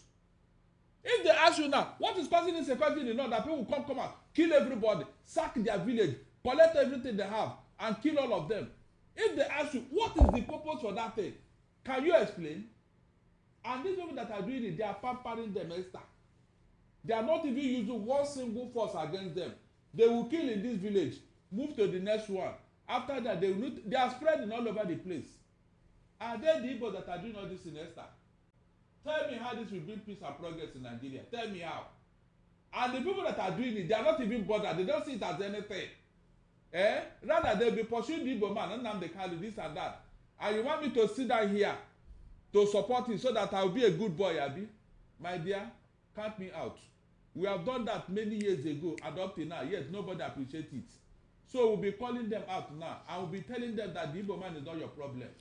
Top of the evening, Esther and Barrister Darlington. Barrister, I disagree with you on chivalrous protest. I put it to you that Igbo leaders are playing hanky-panky game and lip service. Yes, Shurore and Co. were released without any protest because of where they come from. Many Igbo leaders has... Thank God. Is that one that is... Did I not say it? Oh, thank God. So you recognize it, Abi? So you want the Igbo man to follow the same road, Abi? As a what Jago that did it here, what happened to him? Many Igbo leaders has openly disowned Nnamdi Kanu in the past. Igbo who has consistently declared Oduduwa. None of Yoruba leaders has come out to condemn him. Rather, you see many Yorubas aligning with him. Same thing with Arewa Youth Organization, and the northern leaders never called them to order. I understand that both northern and western leaders don't take Igbo leaders serious because they always betray their region. Igbos are always being used by the north and the west for dirty jobs. Tell me how many Yoruba Hausa politicians are destroying Tinubu and Atiku as Igbo politicians draws to Peter Obi. Nnamdi Kanu's case is beyond political solution. Therefore, if Igbo leaders are serious over Nnamdi Kanu's release, they should seek international agencies for intervention. Didai from Ian Baja. All right. Esther, please, your station is very clear on the radio app. Please, no touch the signal. Simisola from Isolo. Okay, Simisola, thank God. Thank God.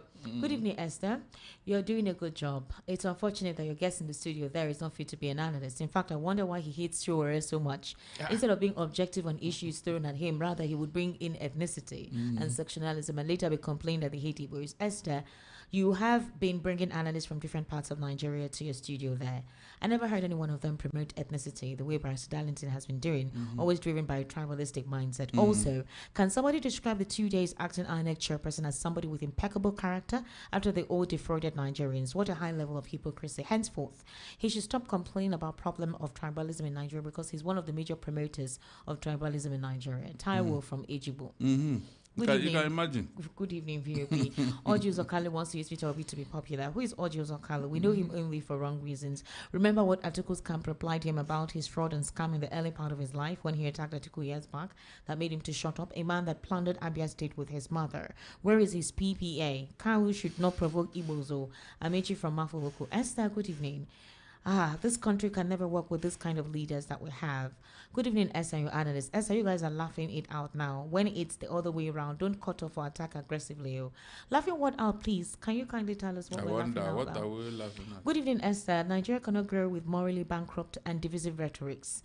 Imagine your guest condemning the new INEC chairman who has not even begun working. This is not too good and should be condemned by VOP. Barrister, I told you. He hasn't done anything wrong, so you can't ascribe anything yet. He just started to work. This person says this Joash go too harsh. Well, how will I take no? Please, if you know him personally, let me know. I don't know him personally, so but we're yet to see his work.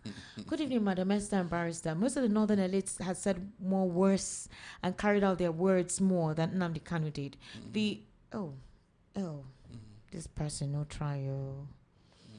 Okay, someone from Kogi is Yoruba. Is someone from Delta not Igbo Darlington? Someone from Kogi is Yoruba. Is someone from Delta not Igbo Darlington? Okay, that's on the south. Good evening, Esther. I'm hearing you. Okay.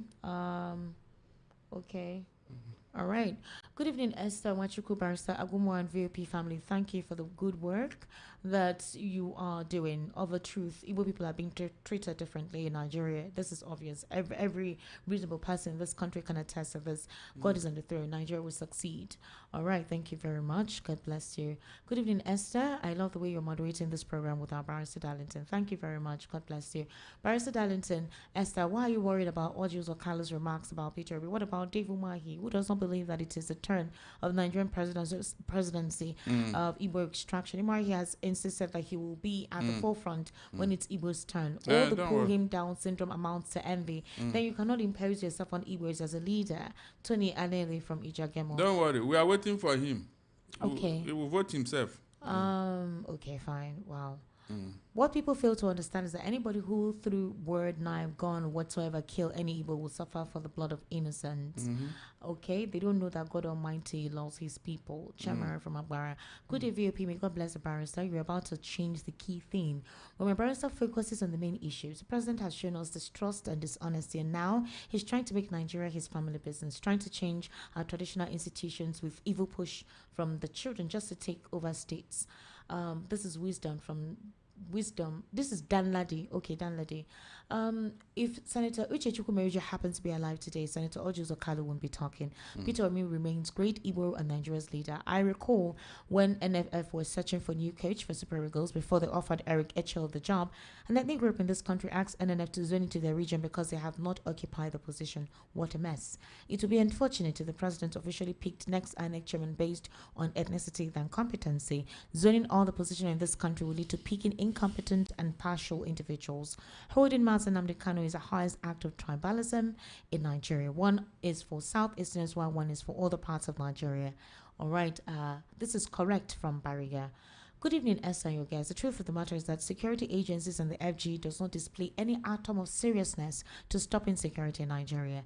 Esther, some people are profiting from this menace. Otherwise, how can non-state actors prove to be more powerful than the state? It's quite funny. It is unfortunate. May God bless Nigeria. Online chief from Ayobo.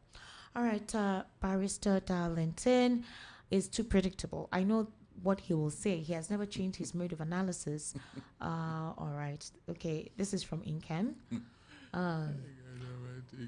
Okay, Taiwo Labade from EAC Ota says, I must commend Barrister Darlington for highlighting and opening our eyes to harsh realities we're facing. Our politicians can learn from other African countries that have collapsed due to poor governance. The current state of our nation is marred by injustice, insecurity, and an unreliable electoral process, leading to starvation, lack of medical attention, and senseless killings we are facing in the country. We need a strong opposition to oust APC from power in 2027. The opposition should stop complaining and do the needful. Is it this one that almost all the governors have to come to APC? Hey, Barrister Darlington, please, what's your final take? It's 11 minutes past hour. We need to very, very quickly, please, Barrister. Esther. Yes? To be forewarned is to be forearmed. Okay. The opposition have lost this election from the look of things. With these appointments and other things that followed, the opposition have lost this election. That's my prediction. I don't know the miracle they are going to perform because from all indication, in fact, the vote has been counted. Okay. Good night. Good night, ladies and gentlemen. My name is Esther Wachuku. Facebook handle Esther Wachuku. You see my picture there. Instagram Esther Nwaz, ESTANWAZ, and at VOP 903 FM across all social media platforms. See you tomorrow. Bye for now.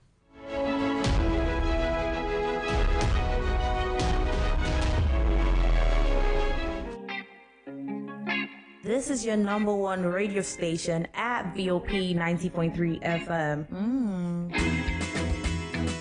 It is time for you to move forward. There is a reason for which God put you where you are. You need to find it so that you can live a life of impact. It's something new on Voice of the People 90.3 FM.